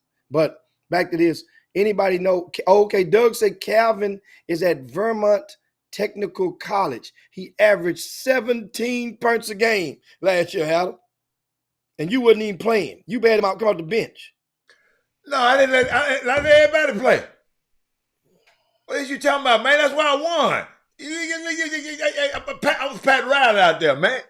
Hey, I was Pat Riley out there, man. Them guys won, man. I remember DJ Richards. I remember Pelzer. DJ was kind of I let run the team. Always when I coach a team, I always got to give me one dude. Say, hey man, look, I'm depending on you. I take him to the side. Look here, man. I don't know how other coaches do that, but I always get one guy that I got. So that's gonna be my liaison with the rest of the team. And DJ Richards was the liaison. But I don't remember all the kids, but I had a great time. I remember Giles. Giles, very, very athletic, very energetic. But I don't remember the other guys. I hate that though. I forgot y'all, man. Y'all should have made a more lasting impression on me. But what else you got, Jimmy? Yeah, and I was looking. He said should have made a more lasting impression. Yeah, I mean, I just got if you get Jimmy, if you ball, you get the call. I keep telling people, if you ball, you get the call. We have, of course, everybody's gearing up for this college basketball academy. We touched on that yesterday. It will be in Memphis, and starting on Monday. Boys will be 3 days, then the girls will follow up with 3 days. And also they have teams playing in conjunction with that event against other teams. Invite only. They're primarily 15Us with some 16Us as well that will be there. That's going to be the bait for a lot of the coaches. I saw a couple of weeks ago, I was supplied with the list of the 400 invites for the individuals the individual division. And then I think Doug Jones posted the list of the players from Greater Houston that will be present. And there's a lot of the designer names or the top top 10-ish names are not participating in this event. And really and truly, for this experience, they're flying a parent out free. This is the only camp in the country that flies the parent free. One parent or guardian. I still don't understand that damn rule. One damn parent. Why they try to split up the family? One parent. I don't understand the rule, Jim. No, they're not splitting up the family because that's what in many cases, out of those parents would normally have to pay themselves. So they're but I'm meeting you just halfway. saying, why you pay for one parent and not the other? I think it's the stupidest shit in the world. No, that's. I mean, it might not be because Jimmy, me and you got different thinking. I just think it's stupid as hell. You saying my wife, my husband can't come with me. If you're gonna pay. Logistically, it could become like your expenses. Jim, I don't even want to hear it, Jim. I'm just saying logistically, that's a lot of moms. Hey, Jimmy, you can sit up here and make an excuse for this sorry ass NCAA all you want to. I don't want to hear about no damn logistics. If you can play for one ticket, you can play for the next one. Okay, so I'm saying logistically, here's the deal. Okay, if I've been married to this lady for let's say that ain't they can't legislate who you've been married to. The hell you talking about? I'm just talking about the blanket thing, Jimmy. They just offer it to the both parents. Okay, so what about you can't legislate what happened in somebody's house. Okay, but exactly. So the father of the kid. You act like them goddamn. You act like them Republicans. No. You're trying to legislate what happened in the woman's uterus. Once again, if a person is married and they've been married, and this father, let's say the father of the kid been gone to the joint while the kid grew up. So that's what the NCAA sitting up there. I'm just saying that guy raised that kid as his.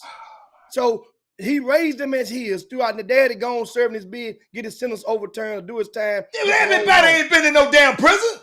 But there's what the hell you talking about? Okay, so you can't exclude that scenario. So I'm saying, so who you get right? Which one is the dad? Which one gets the second ticket? They just get 2 tickets. So who gets the second ticket? If the mom is living and she's married to one, but the dad just come home from the joint, and that dad saying, that's my son. I need to beat up. I want to beat up. So your solution is 1 ticket. Y'all see why they man. You ain't gonna never explain yourself out of that one, player. To me. That's the ignorant ass rule I ever heard on this show. Never heard nothing stupid.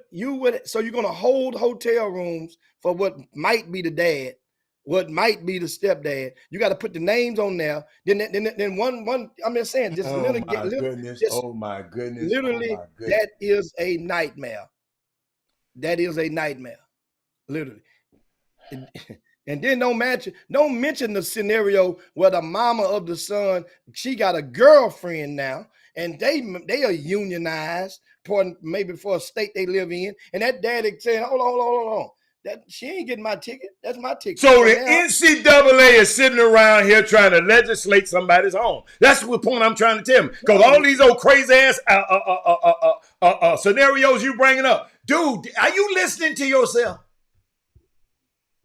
Did you listen to what you just said? You must have been on the panel then. Hold up. You must have been on the panel. Hey, this guy might be in the joint. This guy might be in the joint.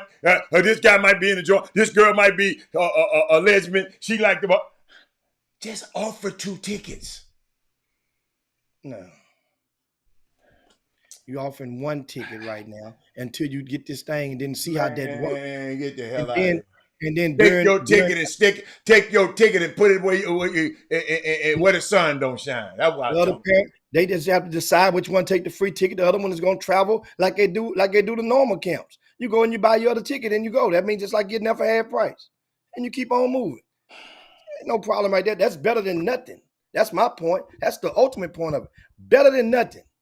That is definitely better than nothing for a parent to be able to go, the average parent.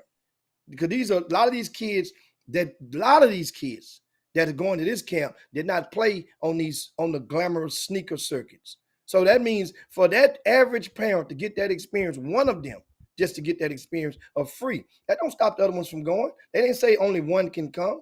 only one that they taking care of. When they're doing the docket, if I got 400 kids coming, I know I have to book 400 rooms. Not maybe 600, not maybe 700, not maybe 800, because every parent don't stay not together and gonna sleep in the same hotel room. So that's what I say about logistically, it becomes a nightmare. Well, let them have a nightmare. They've been causing nightmares to these kids for 100-year NCAA. So let them have a damn nightmare. Take it up for no damn NCAA. Boy, help me, Lord. Help Jesus take the wheel. We got people taking up for the NCAA now. The most vile and corrupt organization on the freaking panel that's been getting free labor out of us, black folks and white, all kind of folks for years. And we saying it's just one ticket. No, give a ticket to the... I'm done. I don't even talk about that subject no more. I'm done. I'm going to leave that one alone. The NCAA. Guess what? There's a lot of kids out there that made an option that made their decision to not attend. You got that option? So hell, don't go. A lot of them don't go on. Look in the top 100 list of the rankings and see how many of them top 100 names that you see on this list is going to be there. Not many of them. They ain't going. So guess what? Don't go. Maybe they said what I said. Send me 2 tickets or kiss my behind. Because those are the kids, they parents have been flying free any damn way. Think about what I'm saying. Well, what's wrong with the NCAA who done got so much money off these kids to fly to, people? What's wrong? You talk about logistics. Let them have a logistical like nightmare. I don't care about the NCAA. I don't. I don't care. I know what they've done.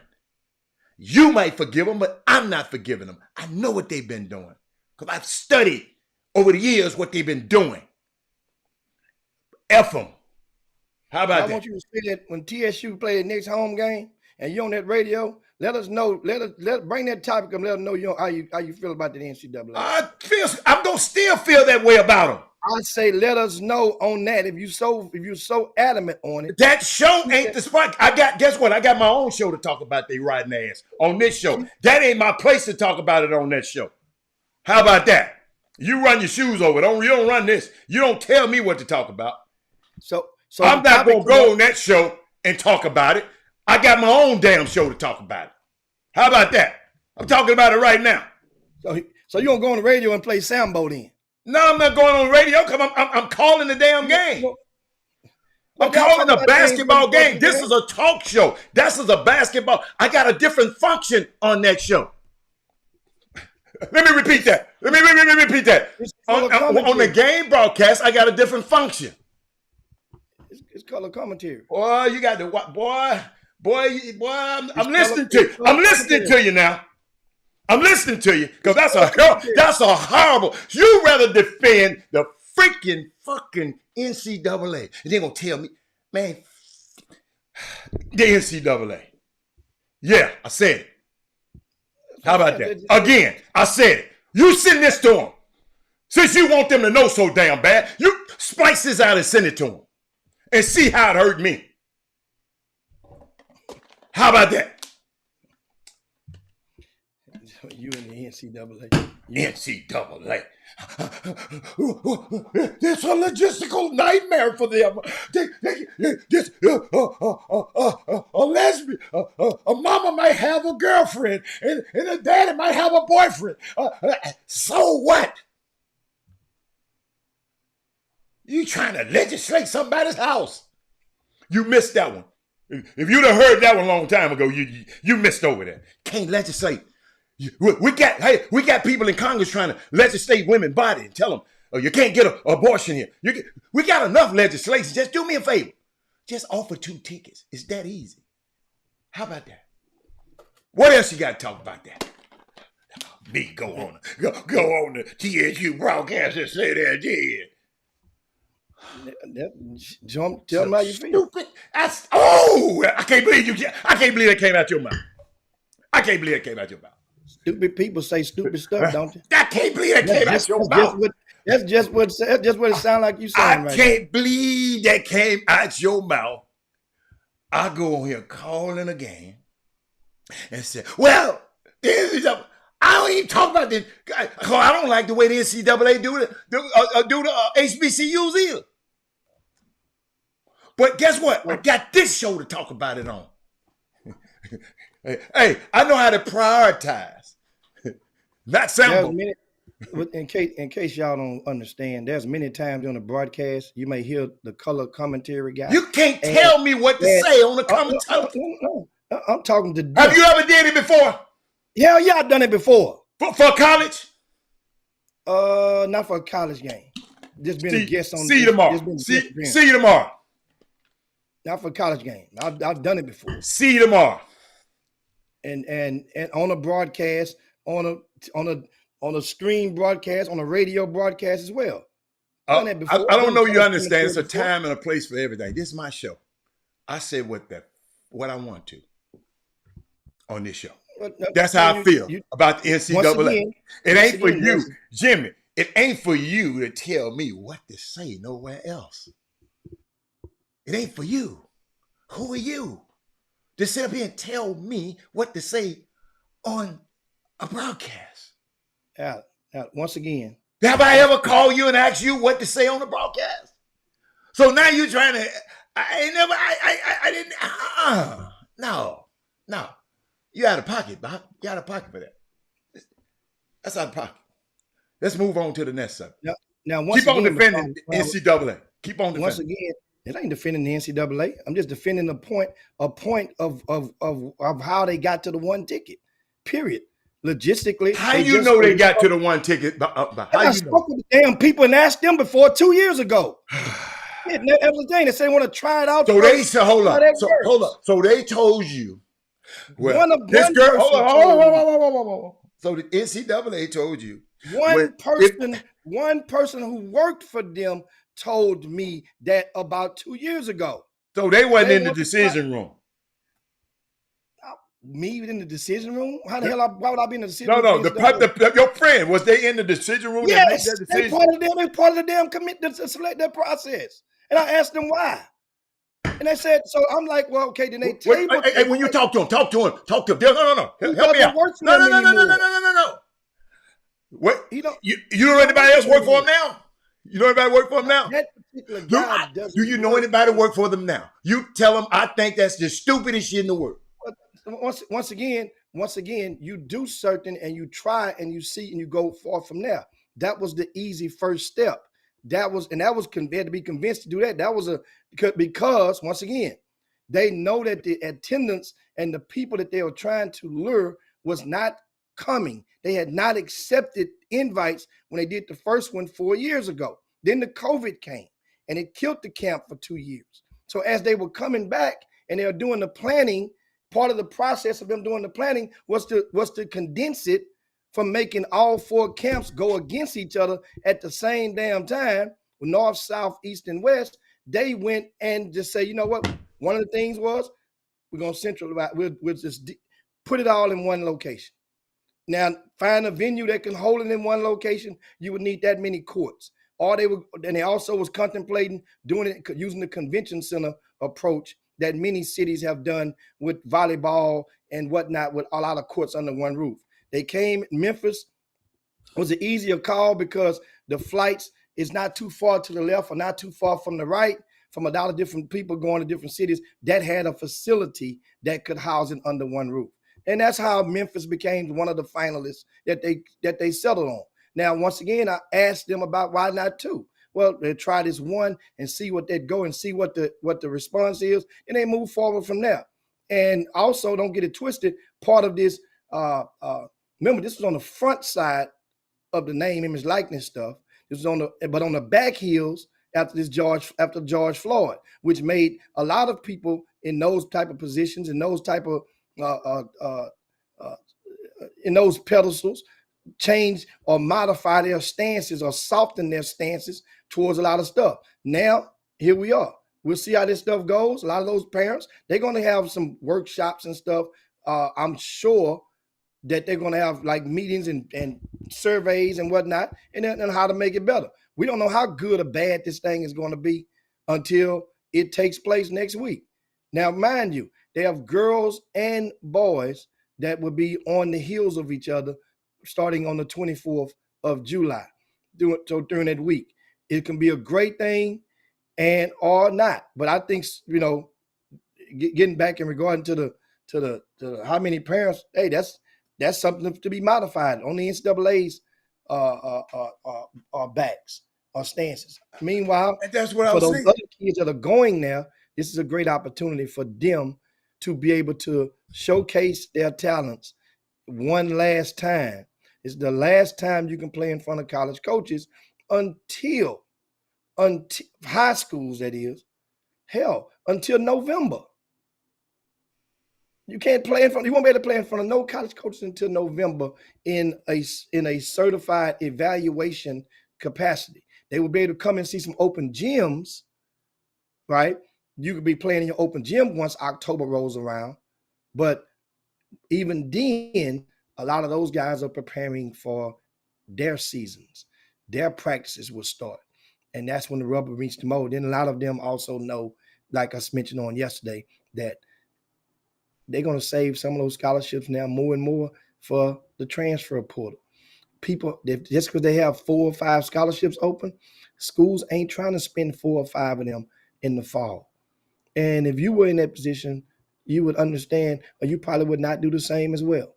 So that's how it goes in regard to that. This aspect. We'll see. As I mentioned yesterday, this stuff ain't no joke. Most of the people that's going out there and that's playing, it's a live period every week for some of you, for most of them, and you're not taking an adequate advantage of that, of those opportunities. And you know, all I could tell you is a solution for some of you guys, no matter what city that you stay in. Might be the time for you guys to mobilize or to communicate with each other, parents, and find out what schools are you in contact with, non-Division I schools, and if any of them do plan on coming anywhere near your city, try to make sure you got like a good open gym with a certain amount of kids there, and that way that one coach can get to see. It would be more luring of him to come into town if you let him know you got, and it'd be worth his time. It'll be worth their time. Otherwise, what coaches are going to do is, here's what they're going to do. They're going to reach out and find you, and they're going to, or if you contact them, they're going to tell you, we want you to come to our camp, or come to this open gym, or this tryout, they're going to call it, on this particular weekend. And you're going to come up there, and you're going to use your gas and your resources to get there and pay your $25, $50 for that tryout. When you could have done that, if you're doing a little homework, you could have done that same de facto tryout and slept in your own bed, save your gas, save your time. If they serious, then they will invite you to the campus. And that way now, with lesser people around, and you can increase your odds of getting that recruitment from that particular school. But when you're talking non-Division I schools, you also can't talk those without talking academics. And it becomes a thing where you get tired. You ask people, how's little Johnny doing in school? What's his grades like? Oh, he's doing good. That's the generic response that everybody gives. It's almost like if I ask you, hey, how you doing? What's up, man? How you doing? Oh, man, I'm good. You can really be not good, but you feel compelled to say I'm good because that's what you think the person wants to hear. Go while school is about to start.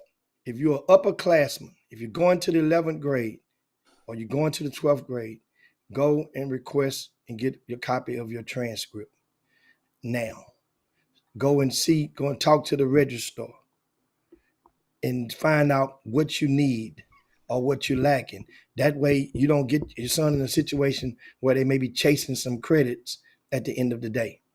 This is important. It don't apply to everybody, but you guys that know what I'm talking about. And that can help the process. You want to get that GPA up. You want to get and move and get in a situation whereas you can help yourself get into college for as little as possible. And that's the thing. It ain't no big deal if you don't get a scholarship. It ain't no big deal if you're not playing at a Division One. But it is a big deal to them because people glorify and people talk about the free ride and the basketball scholarship. So it's a big deal in that culture. So we got to figure out how to way. I mean, I know you saying it, but we're not. You're not at the house. You know, I learned on this show a long time ago. A mama told me that I don't know why y'all give all these people all this good advice on this show because they don't listen. And guess what? She right, because her ass was one of the ones that didn't listen. You follow me? So what you have to do, so the parents, and I just hope more kids watching this show because the parents might not. You got to understand, Jimmy, what I done found out, and I didn't realize it till lately, everybody posting everything. Even the dude, I said, look at Calvin Murphy, little Cal. He had to put an edit because he going to another. When did we have to start? Everything we got to post. Little Johnny had 4 points yesterday.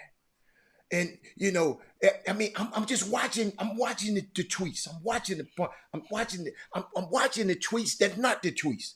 And the tweets sometimes, and I know this is this not a cliche. I've seen over this weekend some of the tweets wasn't lining up to what was happening in the game.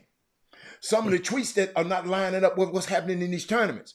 So these kids, if you've been on this show and been on this journey long enough, you have to know that it's important to have an academic background. You got to have, even because when you get to school, if you're flunking out, it's gonna cost against the teams. Whatever the PR, whatever that acronym is, it's gonna cost against the school. So academics is always important if you're going to school. But guess what I found out? Some of these dudes don't want to go to school. Go get your trade then. Because if you go to one of these colleges, you got to go the academic route. Maybe the trade schools need to have some basketball teams, Jimmy. I don't know. But the parents, I'm watching you glorify everything little Johnny do. You tweet, well, he had 20. He had 20. So guess what? Every other parent is looking at that. They ain't got nothing to tweet. If I was them, I'd tweet, Johnny got a 4.0. Little Johnny got a 5.0. But they don't glorify that. Y'all, ladies and gentlemen, we need more doctors. We need more lawyers. Our black women are dying at a crazy proportion doing childbirth because other people are working on them. We need more black doctors. We don't need no more basketball players. Them doctors get a lot of money, y'all. I'm trying to tell y'all. I'm going to show you how much they're getting. There's a doctor in Houston makes so much money. He owned a building downtown that James Harden is renting for him his restaurant. James Harden don't own the building. The doctor does. James Harden paying the athlete, paying the doctor rent. So we got to understand it's more people. Y'all, we got to get our kids, the parents just looking for something to tweet or something to post.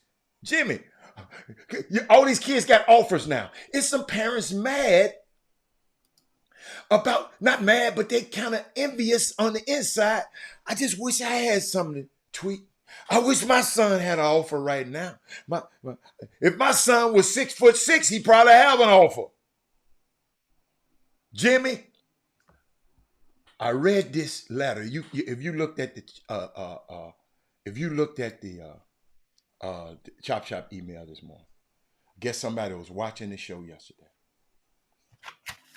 And the reason I said doctors, kept you Lewis, our black women are dying at an astronomical rate in childbirth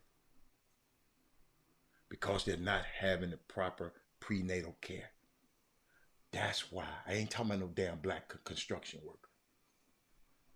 I'm doing something to try to self-help and save our follow. I told y'all, y'all thumbs are strong, but we got to get our minds stronger.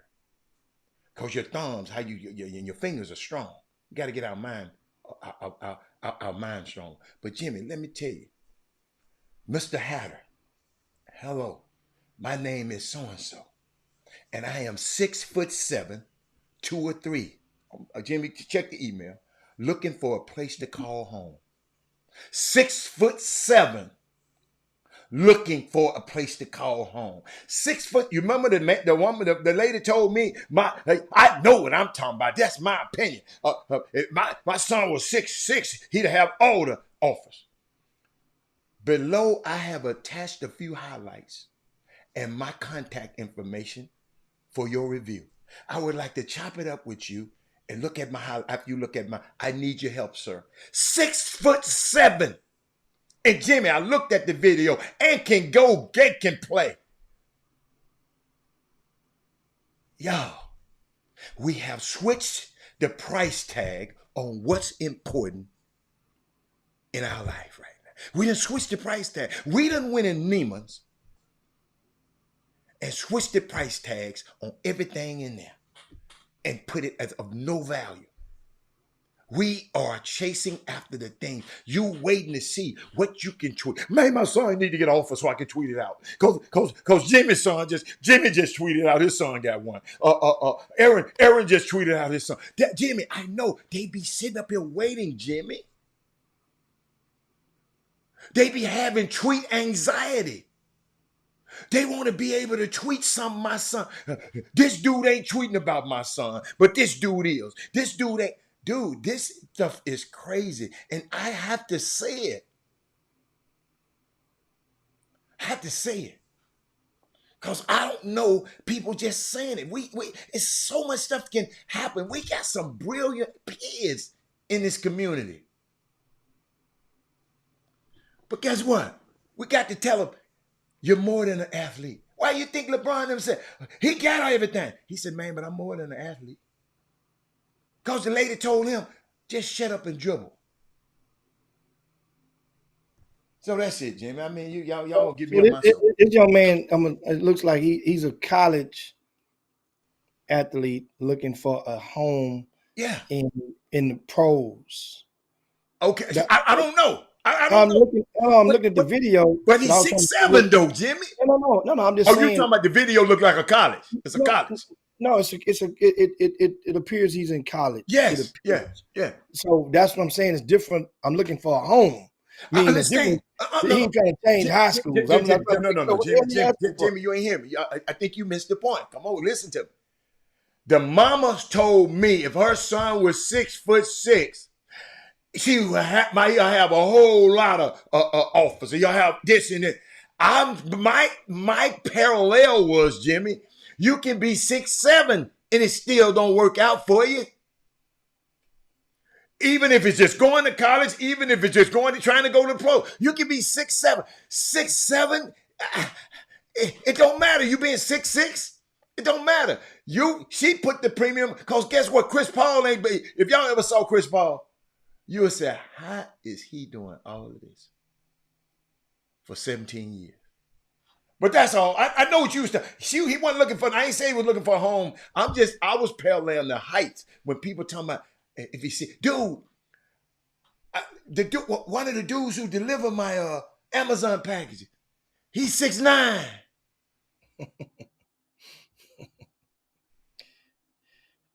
Okay. But then she tell me, guess what she told me? Jim, that's just my opinion. Okay. All right. Okay. All right. But keep going. And so a lot of these people, they get to the point and they feel like you've put all this, you invested all of this, and your return is not meeting the investment. Well, that happens in business all the time. In real life, there are people that invest in businesses, in startups, and they don't pan out. So why is it so? And know what they do after sometimes they keep going, regroup, stack back up, and go invest in something else until they get burnt out or get burnt, and they just go a different direction in life. Yeah. His Yeah. basketball, It'll his burn you out. basketball. I'm tired of it. It. You mentioned the changing of the price tags. You mentioned that about The you started value. with the people with the edits and all this about this.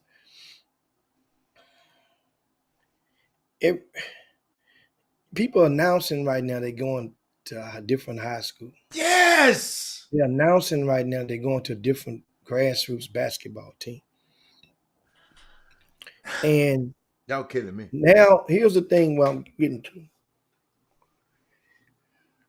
Somehow along the way, there was somebody that made a lot of people believe that or made promises to people, and a backlog accrued itself that they couldn't keep. For example,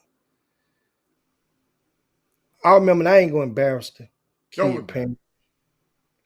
I remember them telling me when the kid was in the ninth grade about how good they felt he was compared to the rest of the class, and how he hit 20 on this one. He did this. Ain't none of them beat him because the summer team he played on was probably a stacked team, and they, but he been doing all this. And I said my response was,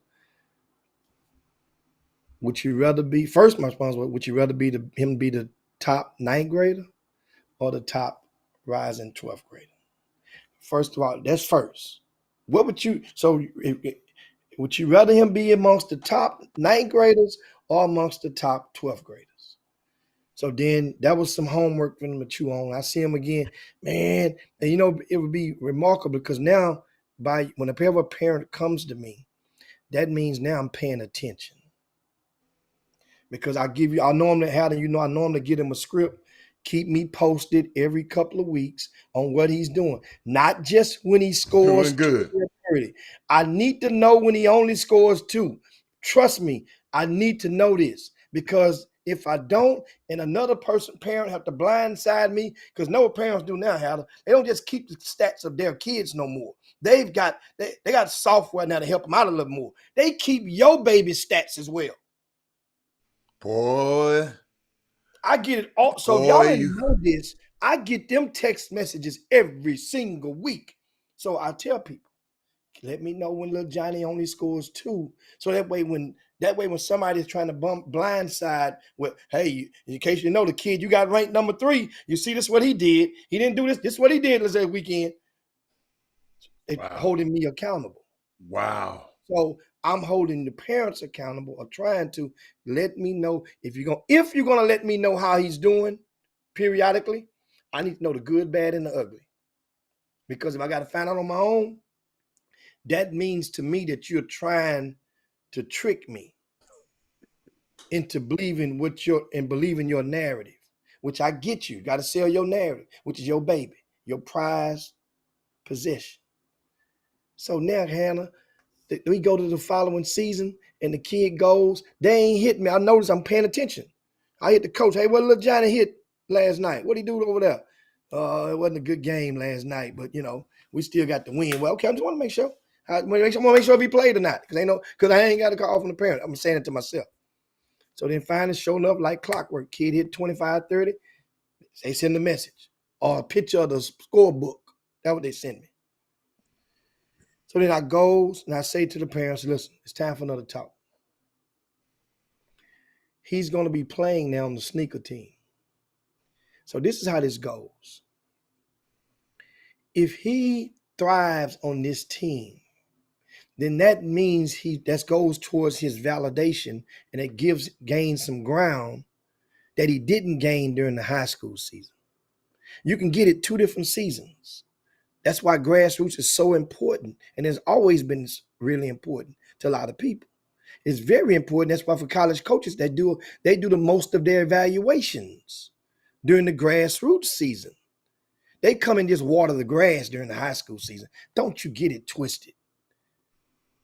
Coaches ain't looking for underclassmen at high school games.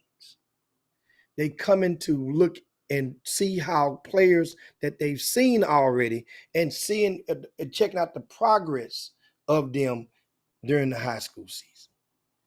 I saw him play in Augusta. Let me see how he's doing now. That way now I can get the mom and dad to see me in a more intimate environment where there aren't 100 college coaches around the stands. That's why a lot of them coming during the high school season to gain some ground.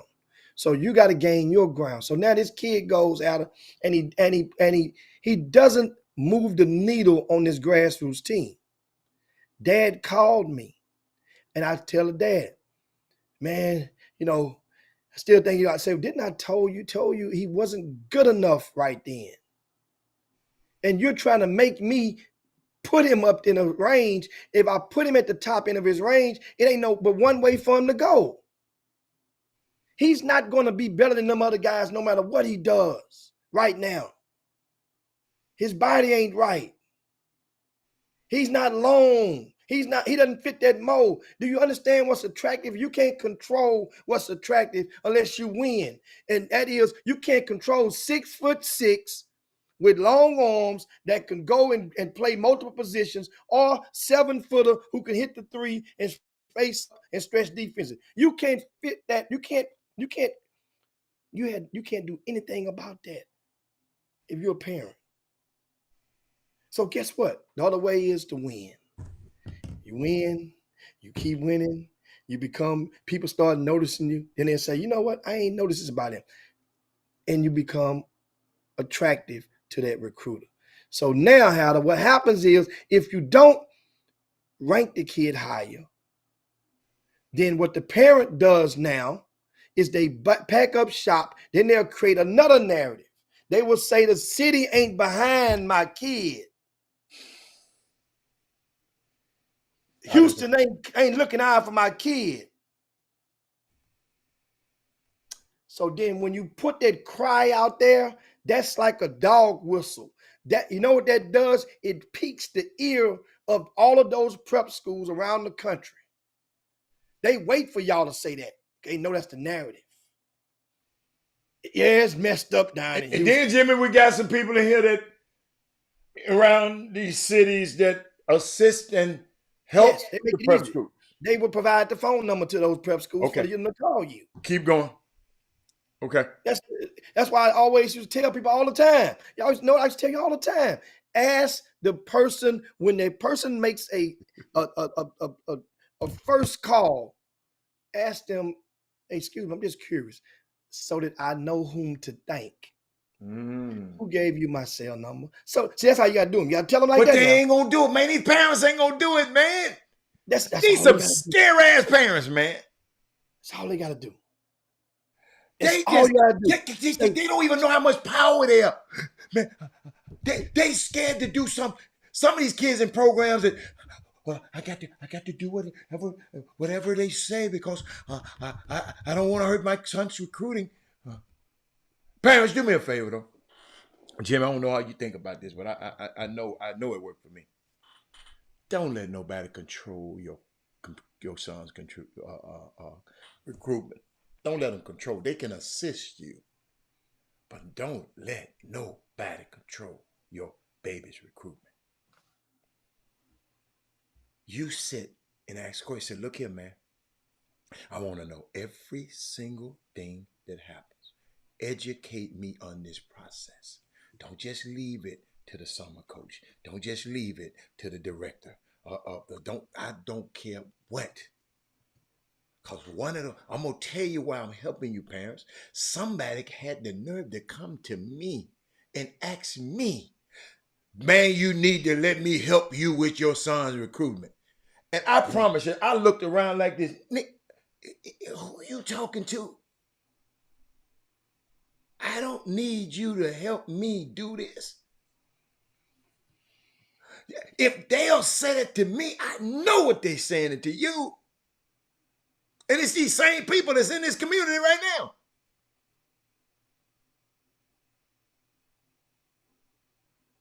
Just said, look, educate me with this process.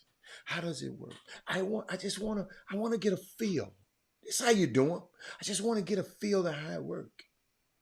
Robert Hatter told me on the Chop Shop. Yeah, that's going, yeah. It'll be mad about it, but it's all right. If your son good, guess what? You're gonna be all right. See, y'all got some of the people that have 10 years ago. Y'all got the Chop Shop. People 10 years ago didn't have this. Y'all in a unique position. Y'all got another tool.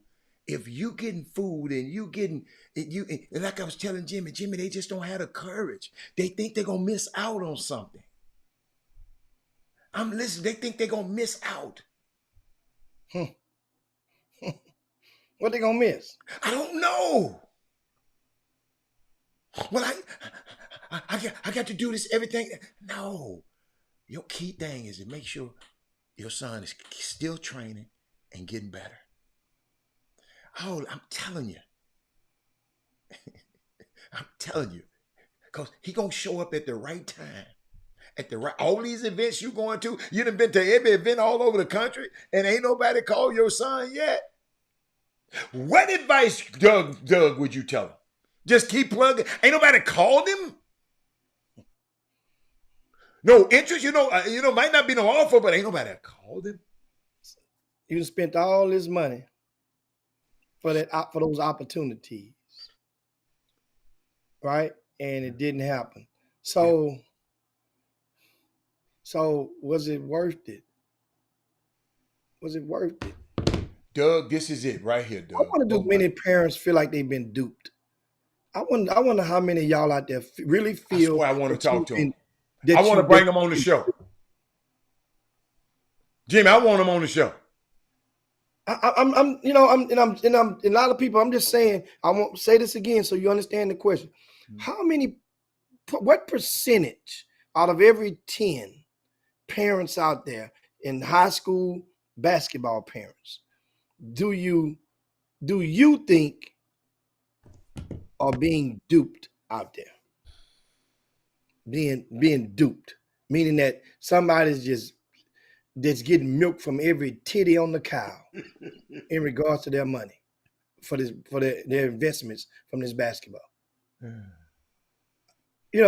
just curious. What percentage do you think out of 10? What percentage do you think, Al? What do you think? The parents are being duped? I don't know, Jimmy. I don't know. Jimmy, you know what? Jimmy, it could be a high percentage. You know why I said, Jimmy, I keep thinking about somebody had the nerve to come and tell me. They know me well. And ask me, man, you need me to help you with your son's recruiting. No, I don't. I'm doing something that you ain't never done and nobody else ain't never done. I just need y'all Negroes to stay out the way. That's all I needed from you. Stay out the way. I don't want to confuse him to think he going to go somewhere else. I knew where I wanted him to go. I was just trying to make sure didn't nobody else get to his mama and all them other people. And, then I'd have some problems. I had to get you Negroes out the way. And parents, sometimes you might need to, but the dude can't. No, player. I ain't never seen you send nobody to the Ivy League.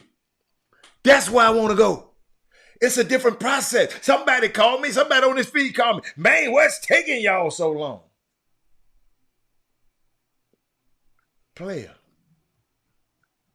What's taking y'all so long to make an announcement? Player. I'm going where you ain't never sent a kid. You don't know the process, sir. If that coach can want me all they want to and can want him all he want to, but Jimmy, if they don't get that likely letter, that they likely will go to one of them Ivy League. If they don't get that letter, ain't nothing the coach can do. I had to wait on the letter. The letter don't come on your time. It comes on their time. Jimmy, we just got to sit and wait by the mail. I don't know if you knew that, Jimmy. You got to be accepted into the school first. They got to want you. All them interviews and interviewing your parents and interviewing your and then you have to submit that. Y'all remember? They going through this same process that just got reversed by the Supreme Court. It was 20,000 applicants that year, Jimmy. Then but 3,000 get in. He was one of them. And somebody gonna call me talking, what's taking you so long? Homeboy, just run your shoes over. Let me run this. But that's unique, Jim. People don't know. It's people that think they know don't know. That's the problem.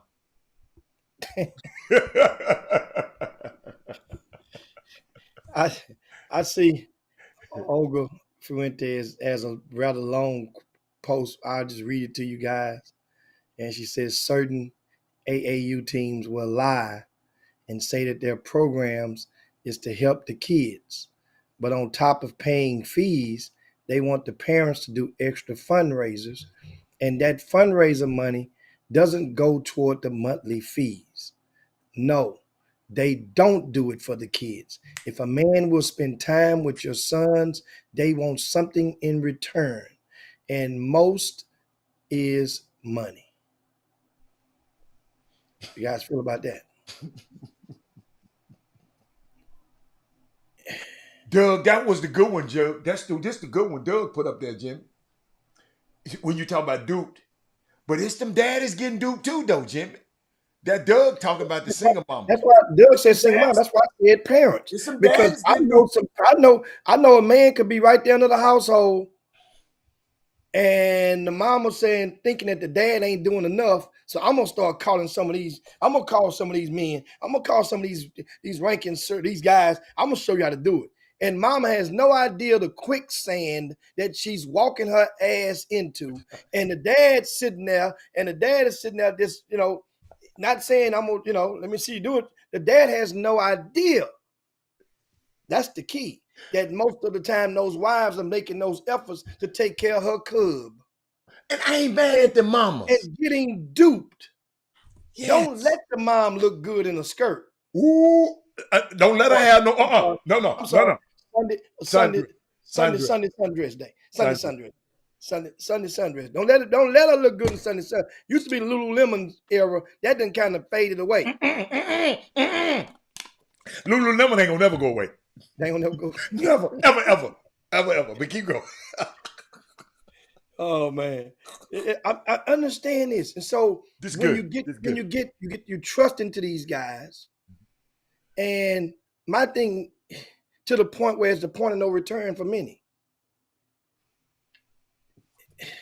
You can't go back and tell your husband all these conversations you have with this guy. Now you're gonna be like, wait a minute, you mean tell me this Negro been calling? So you can't go do that. You're compromised now. So you got to hush and just go on through the process as a mom. That's what happens. I didn't know that. Yes. So they're compromised. They're stuck. Then they're bitter. They grow bitter and they grow pissed off. So then they go talk to one guy and use the other ones, use them against each other. I don't like him. Because now you're bitter. That's interesting, Jimmy. I like Meanwhile, that. little Johnny, his productivity is decreasing. So, or others that's below him have increased. So that means his rankings drop by default. So now they feel like, wait a minute, all this time I invested in you, talking to you, that means you don't like me now. So now it's personal. They think you don't like them or you don't like their son. Guys, this stuff goes on all the time. And if so many people would not put themselves in position to where you're making promises your ass can't keep, just out of seeking favor, then it wouldn't happen. It wouldn't happen. That's why when people call me, I explain to them at the gate, look. I ask them some basic questions that I posed before about, you want your kid to be the best 9th grader or the best 12th grader? About can you do this right here? Keep me posted. That way now I'm gonna send you through the wax on, wax off process before you come to me want to do karate. Period. And that's the thing, the secrets, and you think it's a secret, and realizing at the end of the day, I understand you just want your babies to get a better opportunity. And my thing is, I try to tell you guys, the better opportunity is not where you're wasting it at. Adam, put it like this. if the EYBL gave away $10,000 for any team that came and won their tournament, right? Mm-hmm. And on the same weekend, another tournament is giving away $10,000 to whoever win their tournament. Mm-hmm. Which one would be more likely to increase your odds of winning that 10,000 if your team was not a sneaker team? I'm not gonna go to the EYBL. Why? Because them teams over there, I've seen them teams. They pretty damn good. I'm gonna take my chances with this other event. I'm just gonna come. I've seen the EYBL. They got too many pros over there. I'm trying to win this 10,000, so I'm going over here. So that's the mindset that a lot of the parents need to understand with these kids and scholarships. You could be a big fish in a little pond. You trying to go down, you ain't even being a little fish. Your ass is a minnow. You bait. You getting ate up over there. I saw that this year. Keep going. It happens all the time. And ain't no, so guess what? You're gonna spend all this time. Some of it, Jimmy, ain't no fault of the kid.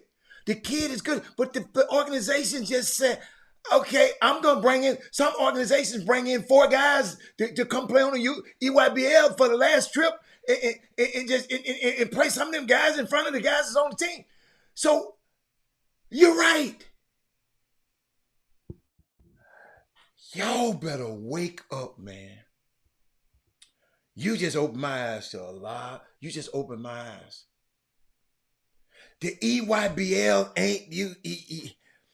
I'd rather be a wolf over here to get my head tore off over here. I sitting on that bench. Jimmy, do me a favor. What in EYBL? What's the limited amount of minutes that you think a person on a team like that should play? Limited? You mean minimum? Limited. The minimum. The minimum. The minimum. Is those games are 32 minutes. The minimum that a kid should play on those teams. Mm-hmm. The minimum on the average. Mm-hmm. About 14 at the minimum. Good point. So minimum. Anything below that, your ass better. So you need to be looking for something else. Yes. Okay. Guess what? And that don't mean that you're not that level, but you need to go somewhere where you can dominate. Yeah. Don't y'all hear stories about kids on the chitlin circuit getting it in? Guess what? You can become a legend on the chitlin circuit. A nationally known on the chitlin circuit. Yeah. At one point in time, 3D Empire was considered the chitlin circuit where they played at. And then guess what happened? The rock stars, Jimmy. The rock stars. The Houston Rock Stars with a chitlin circuit at one time. And guess what happened? I told y'all this story several times on the Chop Shop. They were kicking. The Rock Stars featured Kerwin Roach. They were dominating the local scene. They got to the point where it wasn't even no big thing if they beat a sneaker team when they were 15U or 16. Because guess what? They had one of those teams. And they go and finally, I think Regis, I think was named, who ran the program. Yeah. I got the team into one of the Nike secondary events for the underclass. I mean, one of the Nike tournaments that they had on during Peace Jams or during one of the EYBLs. Sorry, it wasn't Peace Jam. They won the EY. I got them in. They went up. It was in Atlanta, and at that place out in Atlanta. We go up there, and let me tell you how. Rock Stars got that ass whooped so bad, they got put in their place. And it happens.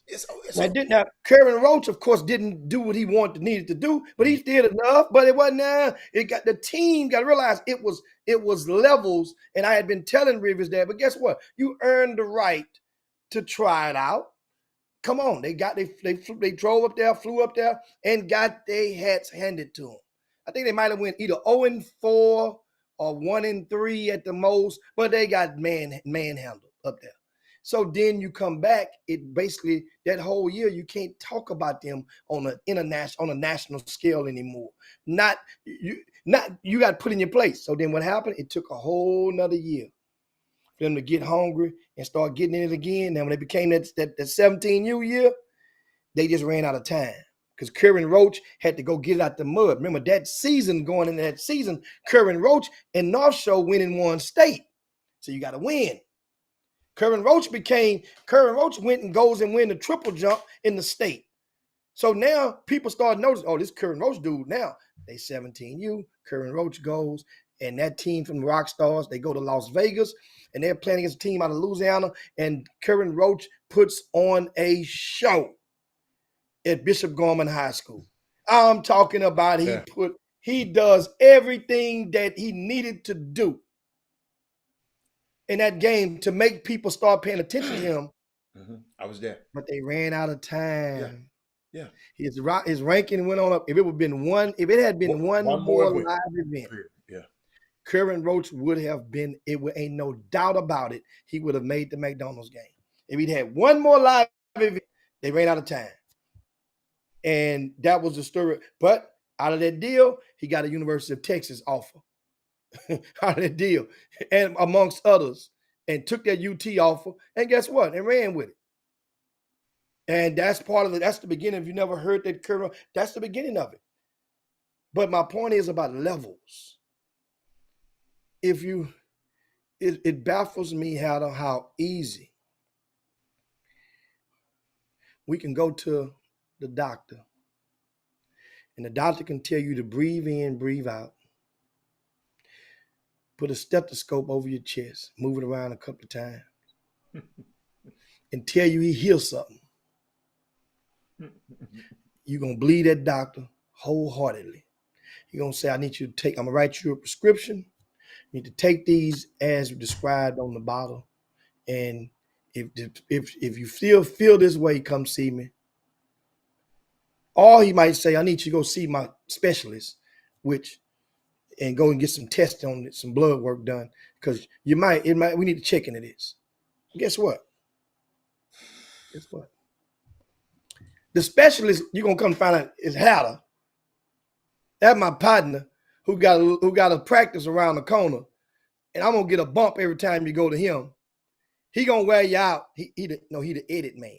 So he gonna give you your edits. And he the video man. So he gonna give you your videos and your edits. You gotta go similar scenario. And then you leave Hatter, you gotta come back to me. I gotta write you another one to go see another specialist. Doug and Archie run that one.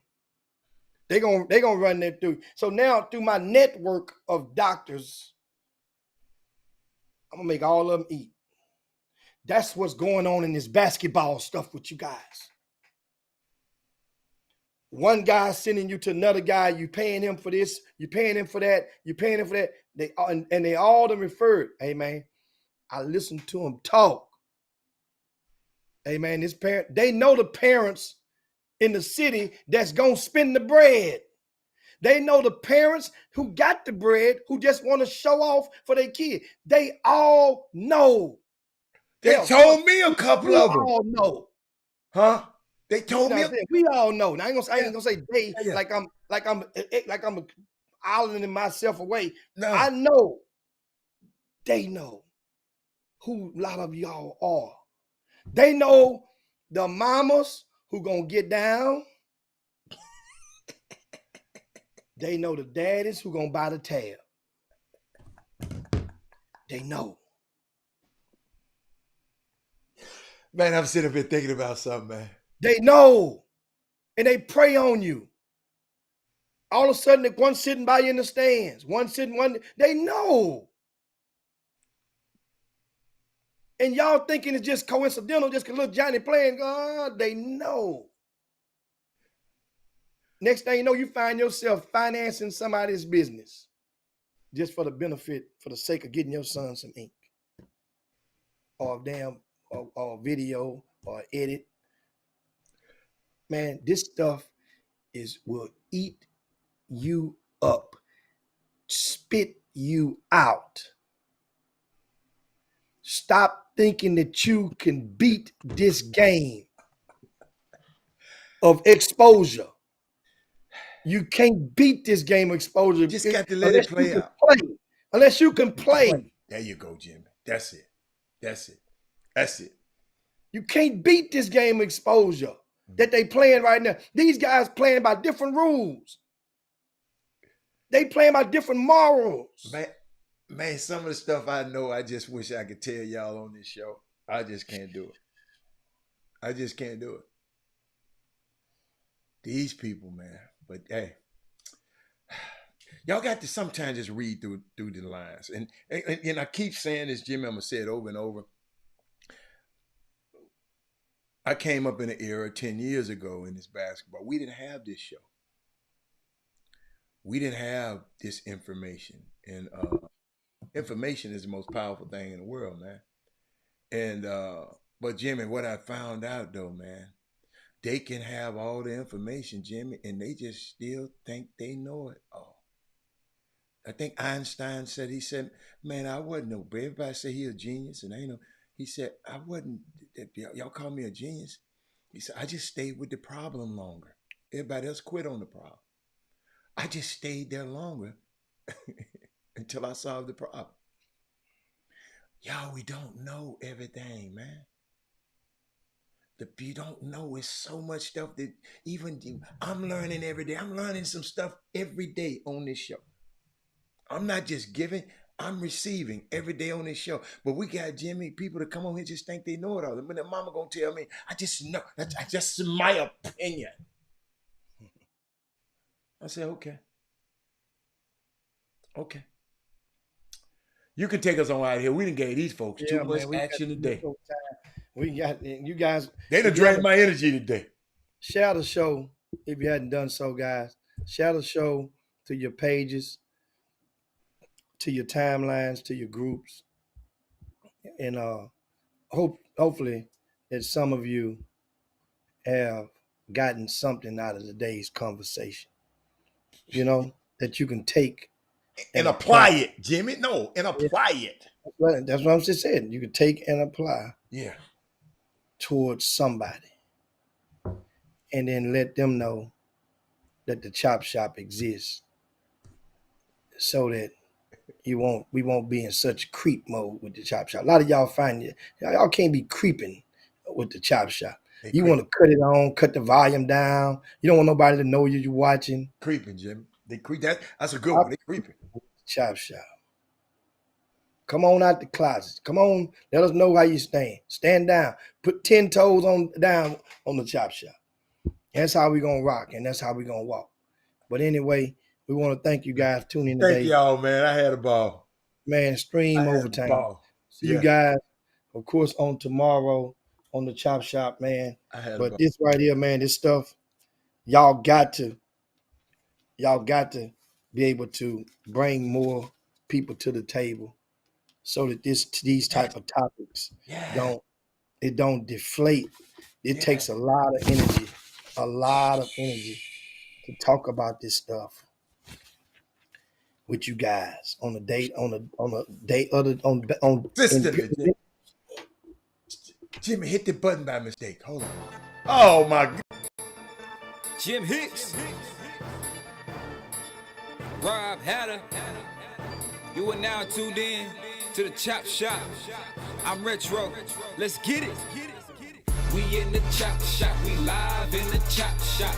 We talking sports talk. We live in the Chop Shop. We in the Chop Shop. I'm talking sports talk. So turn your dials up. It's live in the Chop Shop. We in the Chop Shop. We live.